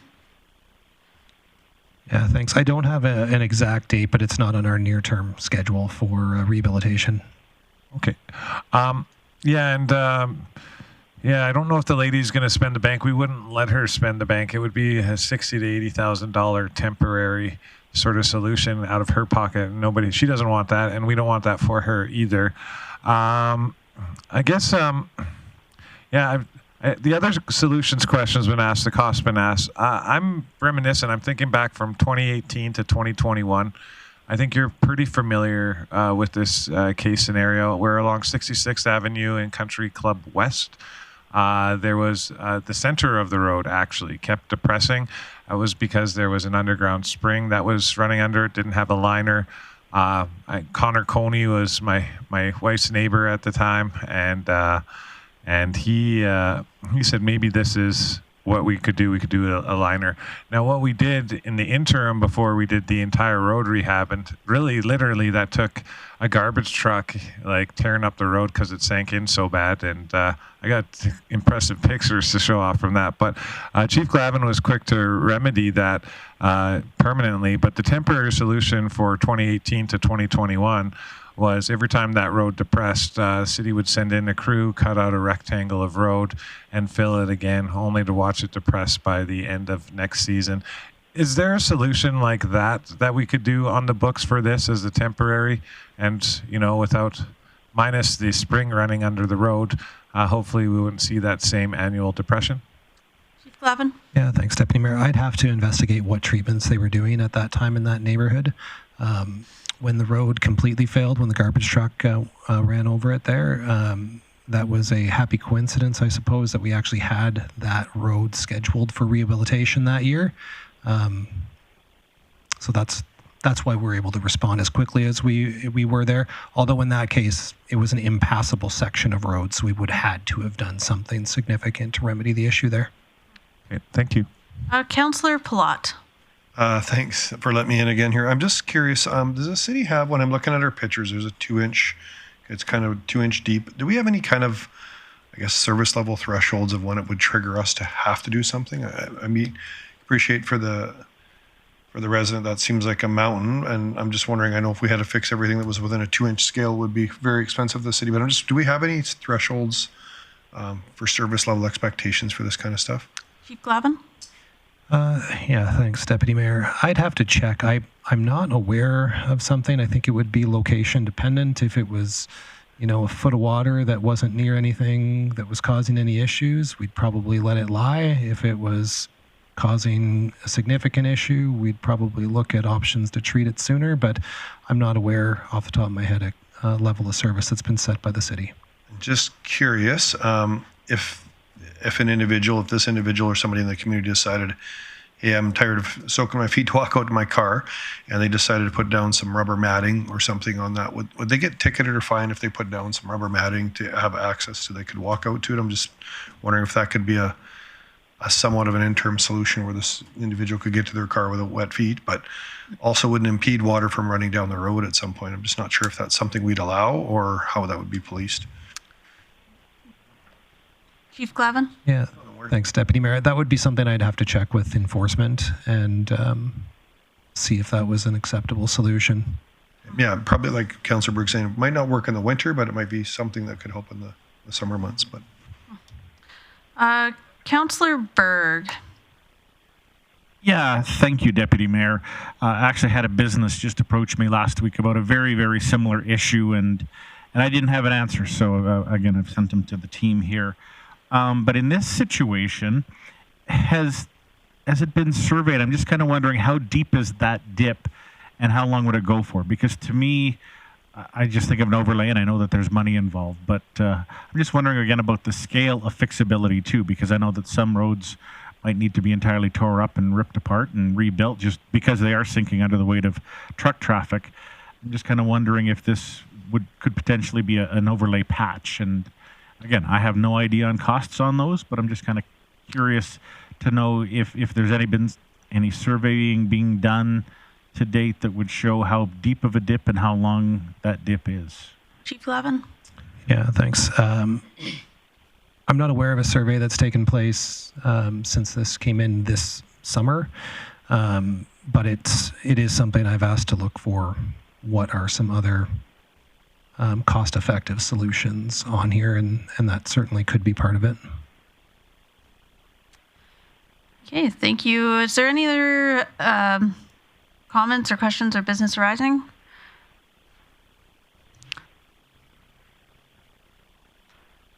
Councillor Palat. Thanks again. Unfortunately, I'm just not sure, and I feel for the individual here, I'm just not sure there's much we can do in this. It's unfortunate that way, so I'm just going to make a motion that we receive this for information. Thank you for that. Councillor Thiessen. Thank you very much. I appreciate the motion, Councillor Platt. Unfortunately, I can't support this. I think this is a good trigger event. I mean, I watched for 3 years as we filled that hole in the middle of the road on 66th Avenue, and I get it. It was right in the middle of the road, and it needed to go. Otherwise, somebody was going to get stuck in a sinkhole. But we've identified at least a dozen of these areas around town that could use a remediation. And perhaps it's our opportunity with the 4-year budget cycle coming up where we can maybe pay a little bit of attention to that. We spend lots of money on roads. I know that when I started this gig, we were spending less than $6 million on roads a year, and now we're well over $20 million on roads every year. This seems like it would just be a little chunk off, and we could maybe pick 4 or 5 areas that engineering department is aware that this type of ponding and icing tends to happen. And I mentioned Northridge. Grant, you talked with a business owner where this was happening as well. I'm sure Chief Glavin and his team know a lot more other, I guess I'll call them depressed areas, where a little bit of rehab could go a long way for resident satisfaction and home enjoyment. So for those reasons, I won't support to just receive for information. And I'll encourage council, maybe we should perhaps have discussion about these areas. And it's one thing to do the big overlays like on Resources and 116th and the big Poplar Drive Road that got done recently through residential area. But perhaps there's an opportunity for us to take some of that money that we're doing to rehab roads and fix the areas so, people in the neighborhood can enjoy the place where they live a little bit better. It's not a solution today, but I'm hopeful that we can all put our collective minds together and find out a solution, not just for our delegate here today, but for the potential future delegates that may come in from their own neighborhoods where this is occurring. So appreciate the motion, but I can't support it as is. Thank you, Councillor Thiessen. Councillor Bressy. Great, thank you. I know when I first got married, Naomi and I lived in the exact same situation for about 6 years, and it was a big quality of life issue. And we were young, but I also think about if there's some senior couples or couples with mobility issues where that's dealing with, and all of a sudden it becomes a real safety issue. And am I willing to spend $60,000 to fix one issue? No, probably not, but I'm sure interested in hearing about are there lower cost issues we can have not to fix? I don't really want council weighing into this one in particular, but I appreciate this one being raised with us. I do know they're out there, so I would like to know what those lower cost opportunities are, so that maybe there is some sort of program we can develop that would address the multiple places where this happened in the city. And so for me, I would love to at least have direction that we get a verbal update on what are those lower cost ones there so we can decide if we need more action or not. So therefore, I can't support this motion either right now. Thank you for that. Councillor O'Connor. Yes, I echo my fellow councillors' opinions that maybe at budget time we need to set aside some money for different areas that need to be dealt with and put that in the budget. I'd like to see some low-cost opportunities, so I can't support this motion as it sits. Thank you. Thank you for that. Would you like to close, Councillor Palat? I guess I'll just say I appreciate you guys wanting options. I think you heard the option that's realistic. It's going to be a 1,500 meter stretch that's going to have to get fixed.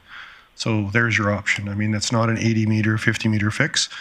So I'll stick with my motion for now. If you want to make a motion that directs administration to go look at that, I just caution you on what kind of wild goose chase this could be. Our administration, we do these engineering studies. We do want to check our roads every couple of years. I think if this was fairly major that they were worried, they would bring some report. Not saying it's not a major issue. I think we'd be spending a lot of money in our budget to fix these kind of cosmetic issues, and this is inconvenient, but it's cosmetic, and it's not ideal, but it is more cosmetic than it is life-threatening. And so I guess we just have to start deciding at what point is it inconvenient. I can appreciate that, but what's the cost? So if there's a motion coming to send administration to do specific work, sure, but without that, I think we just receive it for information for now. Okay, thank you for that. No more questions or debate. I'll call the question. Please vote.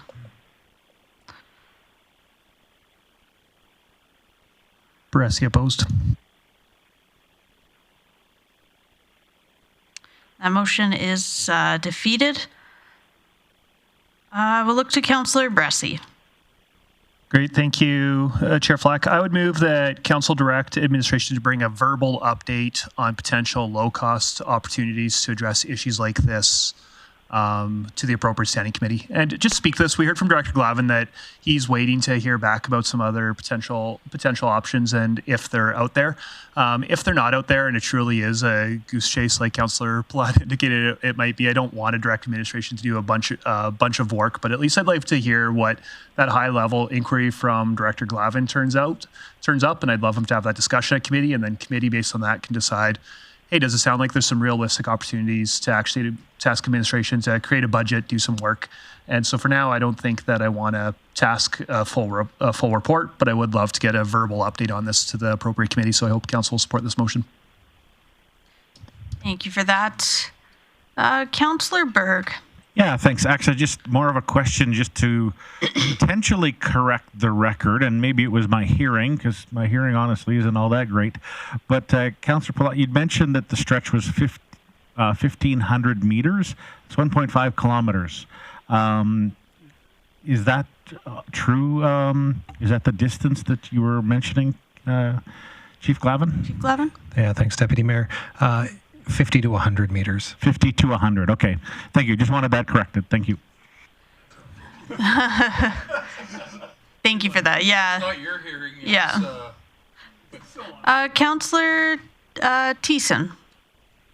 Well, thanks for correcting the record there, Councillor Berg. I thought I heard 1,500 meters as well, and I'm like, that's a lot of slope and that's a lot of grade, and Councillor Platt may be right here, but I'm glad he was wrong. And thank you for your glorious hearing. Yeah, 50 to 100 meters doesn't sound as bad as 1,500 for sure. As far as this motion goes, I know it's going to come back to my committee that I chair, Operational Services.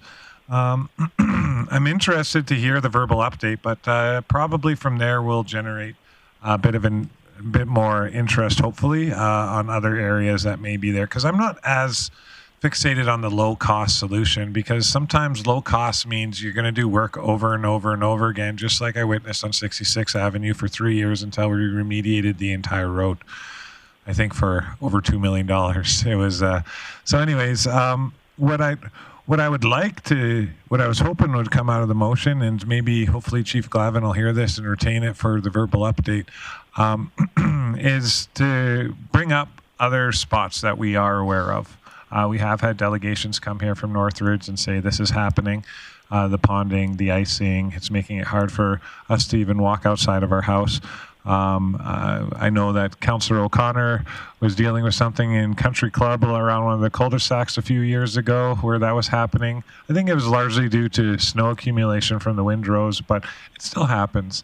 And so if that was an engineering issue, I'm sure our team would be aware of it, and this might not be the only request for work to be done. So I guess my hope is from there, especially if we go where I want to go, which is maybe talk about it at budget and have a little bit for these engineering remediations where we know the ground has settled because it was largely built on a wetland a long time ago.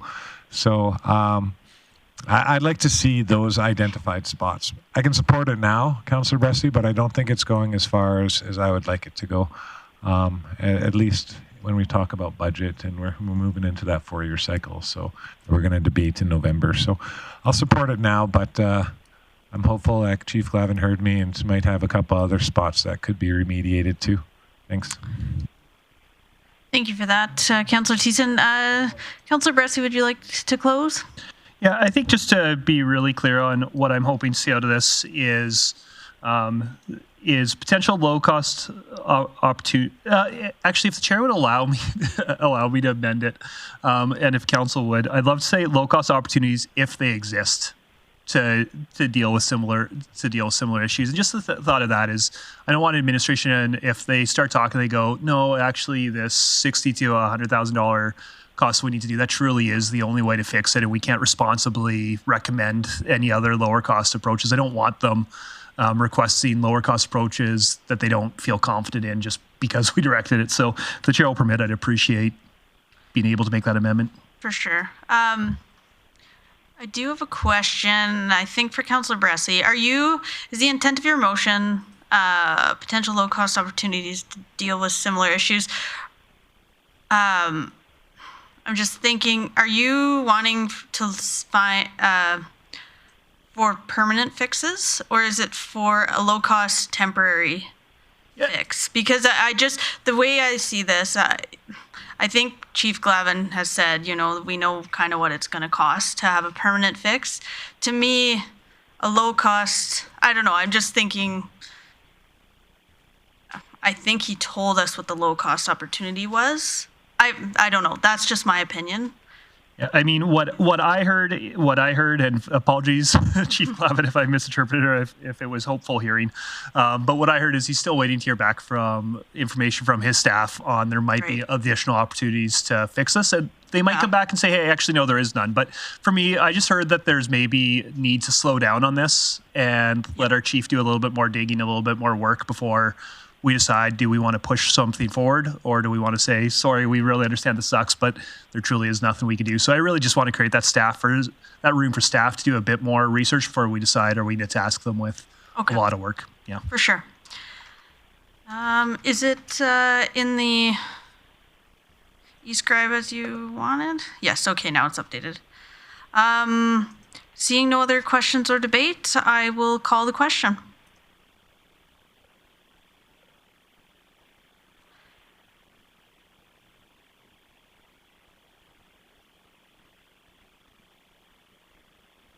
And that is carried. Okay, moving on to item 17, council member reports. I will start with Councillor O'Connor.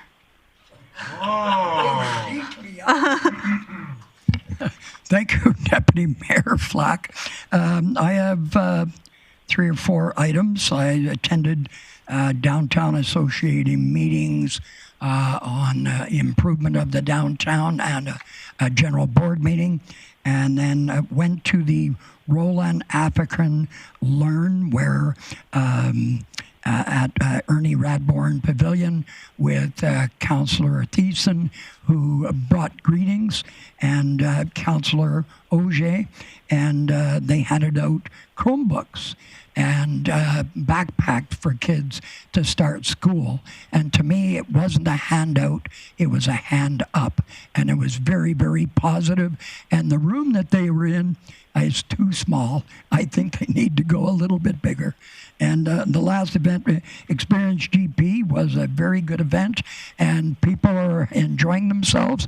And there was a small crowds at the beginning, but it exploded later on. So anyway, that's my report. Thank you. Thank you, Councillor O'Connor. Councillor Berg. Thank you, Deputy Mayor. So one of the things we got to do was tour the future 911 dispatch. Spectacular facility, and one of the things that I genuinely appreciated was integrated throughout the entire building was mental health and well-being. My wife, in her past life, was a 911 dispatcher, and it was an extremely difficult and challenging job, very stressful. So it's great to see that as we advance and are more awareness of mental health and the ramifications of that was very much part of the design of this. So thank you for that, and for our employees. This afternoon, I joined Councillor O'Connor with some city staff and one of our healthcare ambassadors for lunch, as we have a new pediatrician that is moving here. And it's quite an adventure. She's originally from Libya and got out of Libya to go to Saudi Arabia and's been there for 7 years. But again, just looking for a nice, safe place for her to raise her family, and Grande Prairie's the place. So we've got a new pediatrician coming to Grande Prairie. Got to give a greetings at Experienced GP, but again, we were the very first thing up, and I want to thank Councillor Auger and O'Connor for being amongst the 12 people there as I gave my greetings. But I understand that probably next year someone else will be up, and they may actually have a bit of a crowd by that point. A tour of the Masco Medical Center with Minister Wright. And that was very educational. Again, I've seen this project from the beginning, so it was interesting to see what's happening inside. And there's a little bit of work to be done between Masqua and the Alberta government in closing some gaps in how they perceive this facility to operate, but I'm very confident that both sides can work through that. Also, the Ukrainian flag for independence. Well, that was a wonderful day. Again, these people have been struggling, and much of the ceremony was done in their native language and their national anthem. And you could just see the pride along with some of the heartache that they have because of what their home country is going through. But they had a very long flag that we all got to roll out and occupy a good chunk of our City Hall parking lot, and all got to wave, and the drone was flying above. So look forward to seeing that, and again, was just honored to be part of that. And that's my report. Thank you for that. Councillor Palat. Thanks, Deputy Mayor. For me, I also attended the tour of the City on 99th for the Dispatch Center, a great facility. Looking forward to that being fully optimized for our community and for our Grande Prairie Police Service. Also attended an Invest Northwest committee meeting, virtual one. And then my bigger meetings were the Police Commission. So we welcomed our newest commission member, Ben Sonder. We approved our Q2 financial variance report, and we've reviewed our budget to come to council for approval as well as our 2025 annual report. And as we work towards our October 21st police of jurisdiction, currently we now have 60 members on our staff. We are monitoring all 4 patrols with GPPS members now, and we have our recruiting class opening up, our recruit class number 4, with graduations scheduled for October the 9th. And we continue to work on our Axon record management. So things are well underway to get our POJ on October 21st. Thanks. Councillor Bressy. Great, thank you, Chair Flack. I got to attend a number of these events, so I won't rehash those. I also spent some time out of town doing my Alberta Municipalities work, and the highlight of that was I got to host a retreat of all the presidents from the municipal associations in Saskatchewan, Manitoba, and BC. It's interesting talking about similar issues we have around housing funding, around RCMP contracts, around AI data centers and some of the discourse around them. And also we had quite a few discussions around tariff impacts and how much more expensive municipal projects are going to be getting over the next however long this trade war lasts. And so I really do think that us as a municipal sector need to make sure that we're advocating to the federal government to make it clear that if you let tariff impacts come to the municipal government, that increases property taxes and that hurts businesses that are already going to be hurting. So I think there's some municipal advocacy across the nation that needs to happen on tariffs.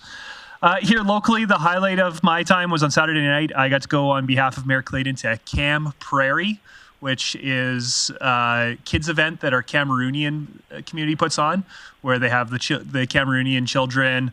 They did a newscast talking about news in Grande Prairie and in Cameroon, and gave one of the best updates on City of Grande Prairie road construction I've ever seen, as well as I got to hear about some interesting current events in Cameroon. There was traditional dancing, there was food, and I know my colleagues will laugh at me anytime I get a plate of food put in front of me. That's always a scary thing for me.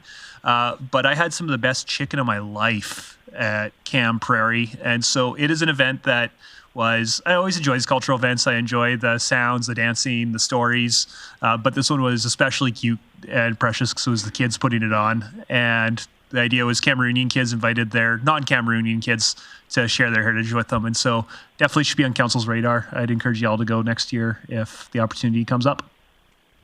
Thank you. Councillor Auger.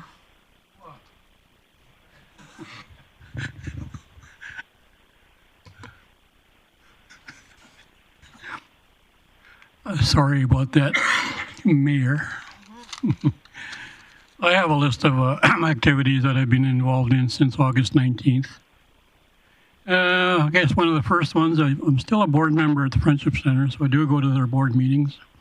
I was at the tour of the city on 99th. And again, I agree everything that Grant said about it, the mental well-being of the employees there and the health. So to me, that was important. I went to the men's shed at Spring Lake, representing the men's shed in mental health.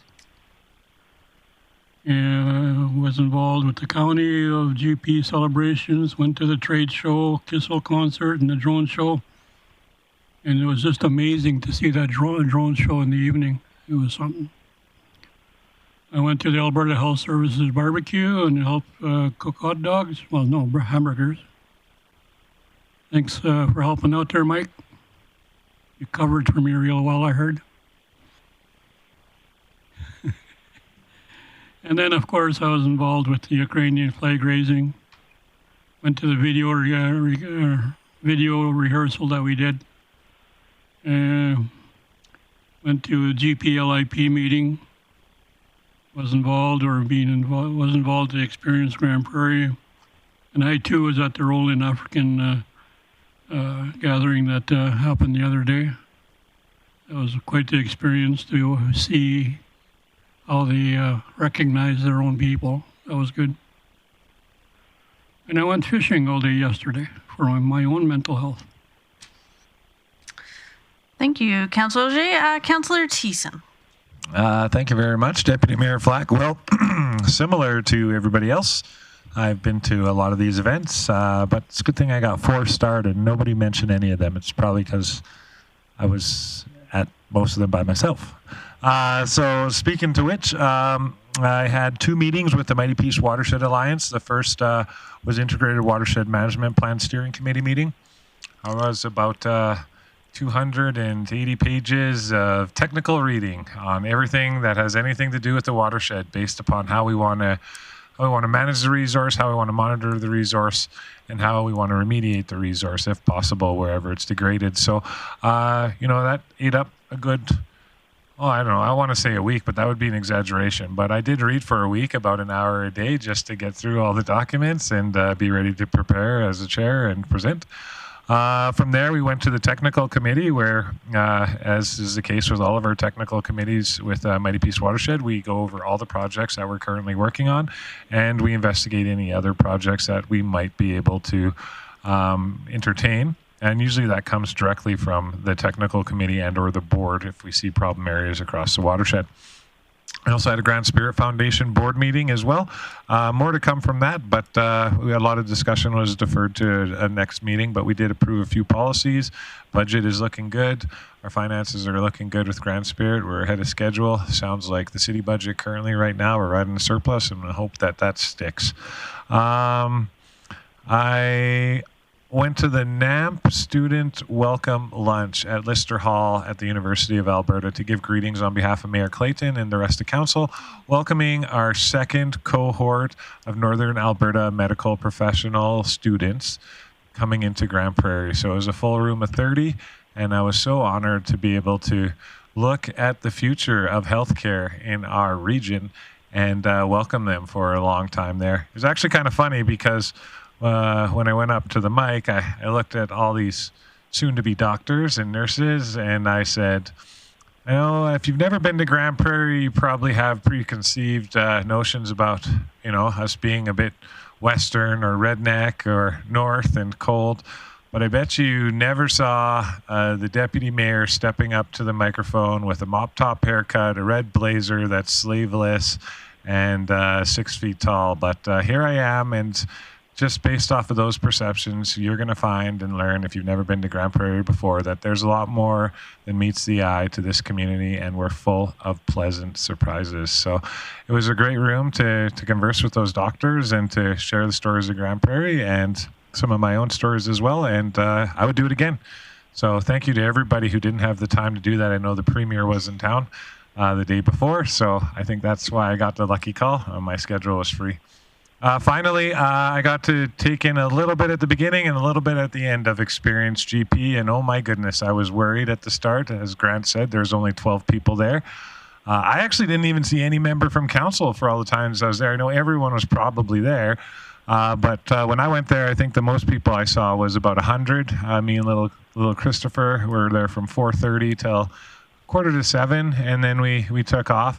I think the crowd had almost doubled by that time to about 200 people. And I was like, oh my goodness, like this is such a worthwhile event. I don't want to see it bomb.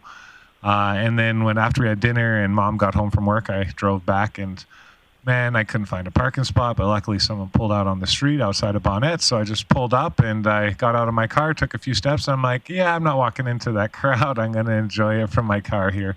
And it was a glorious time. And to that, I just want to say thank you to all of our staff and the volunteers who helped put this together. I know years ago, coming out of COVID, council was like, we need to bring people together, and we need to have an event that sort of rallies us around and out of this weird world we were all coming out of. And oh my goodness, here we are. Like what, 4 years later, 5 years later now? Well, 5 years post-COVID, but I think 4 years with experience. Is it 5 now? Holy geez, I'm getting old. My memory's fading. All right, I erased a year there. About 5 years. 5 years of experience GP, and it just seems to get bigger and better. And the people around the beer gardens, the people at our staff tents inside the building, and the people on stage are all filled with smiles at the event, welcoming people, and the people left with smiles. I know that for sure because I sure did. So thank you for all the hard work that goes into that and for helping to keep our community together and strong as ever. That's all I got. Councillor O'Toole. Thank you very much. I'll just highlight a few items that I attended to. I did attend the Nighthawk board meeting. They will be coming to council to present their budget and projects that they're working on in the near future, within the next couple of weeks. I had to go to the airport to send off one of our Rotary Exchange students. She's from North Africa, and she was unable to return to her country because of the huge Ebola outbreak. She had planned on spending a month in Toronto, or a month back in her country, and then come back to the Humber College in Toronto. But she stayed here, and she had a little bit of a less flight than flying all the way back to North Africa. I'm going to just touch on the Experienced GP. The Makovich Youth Band, awesome. Brad Sims, he was very sick there for a while. He got up, and over the last year he's been sick. He's gotten better. He's got very powerful voice, and he's a local guy. The Northbloods, Grande Prairie Band, local, and they were very, very good, got the crowd rocking, and of course, Trooper. We've always highlighted the main show, but I like to definitely highlight the local stuff that we've got here. I attended the Grande Prairie Local Immigration Program, and we attended a survey, and they'll be meeting again tomorrow, I think. And I also attended a chamber event. It's close to my heart. It's my niece and her husband, Beyond the Lens Photography, and it was great. They were amazed at how many people would show up to see a camera company or camera photography fashion show type people. They've got lots of people that work for them that are models, and they've got a modeling agency run out of there, and they're very, very busy. But that is my highlight of the the day. Very good. Thank you, Councillor O'Toole. I actually just got back last night. I was attending the Safety of Our Cities conference here last week. It was a really good conference. We talked a lot about policing and safety and how it's evolving in our cities. We talked a lot about AI and how it is how it's affecting safety as well. One of the stats I took away from that was that Europol estimates that 90% of what we see on social media by the end of this year will be AI generated, which is interesting. So we just got to be careful what we're looking at. It might not even be a real person generating it. So, what else? There was a really good keynotes talk from CEO of Motorola about leadership. I took a lot away from that. I just haven't had a chance to really review it. Just got home. So with that, I will adjourn the meeting, and thank you guys.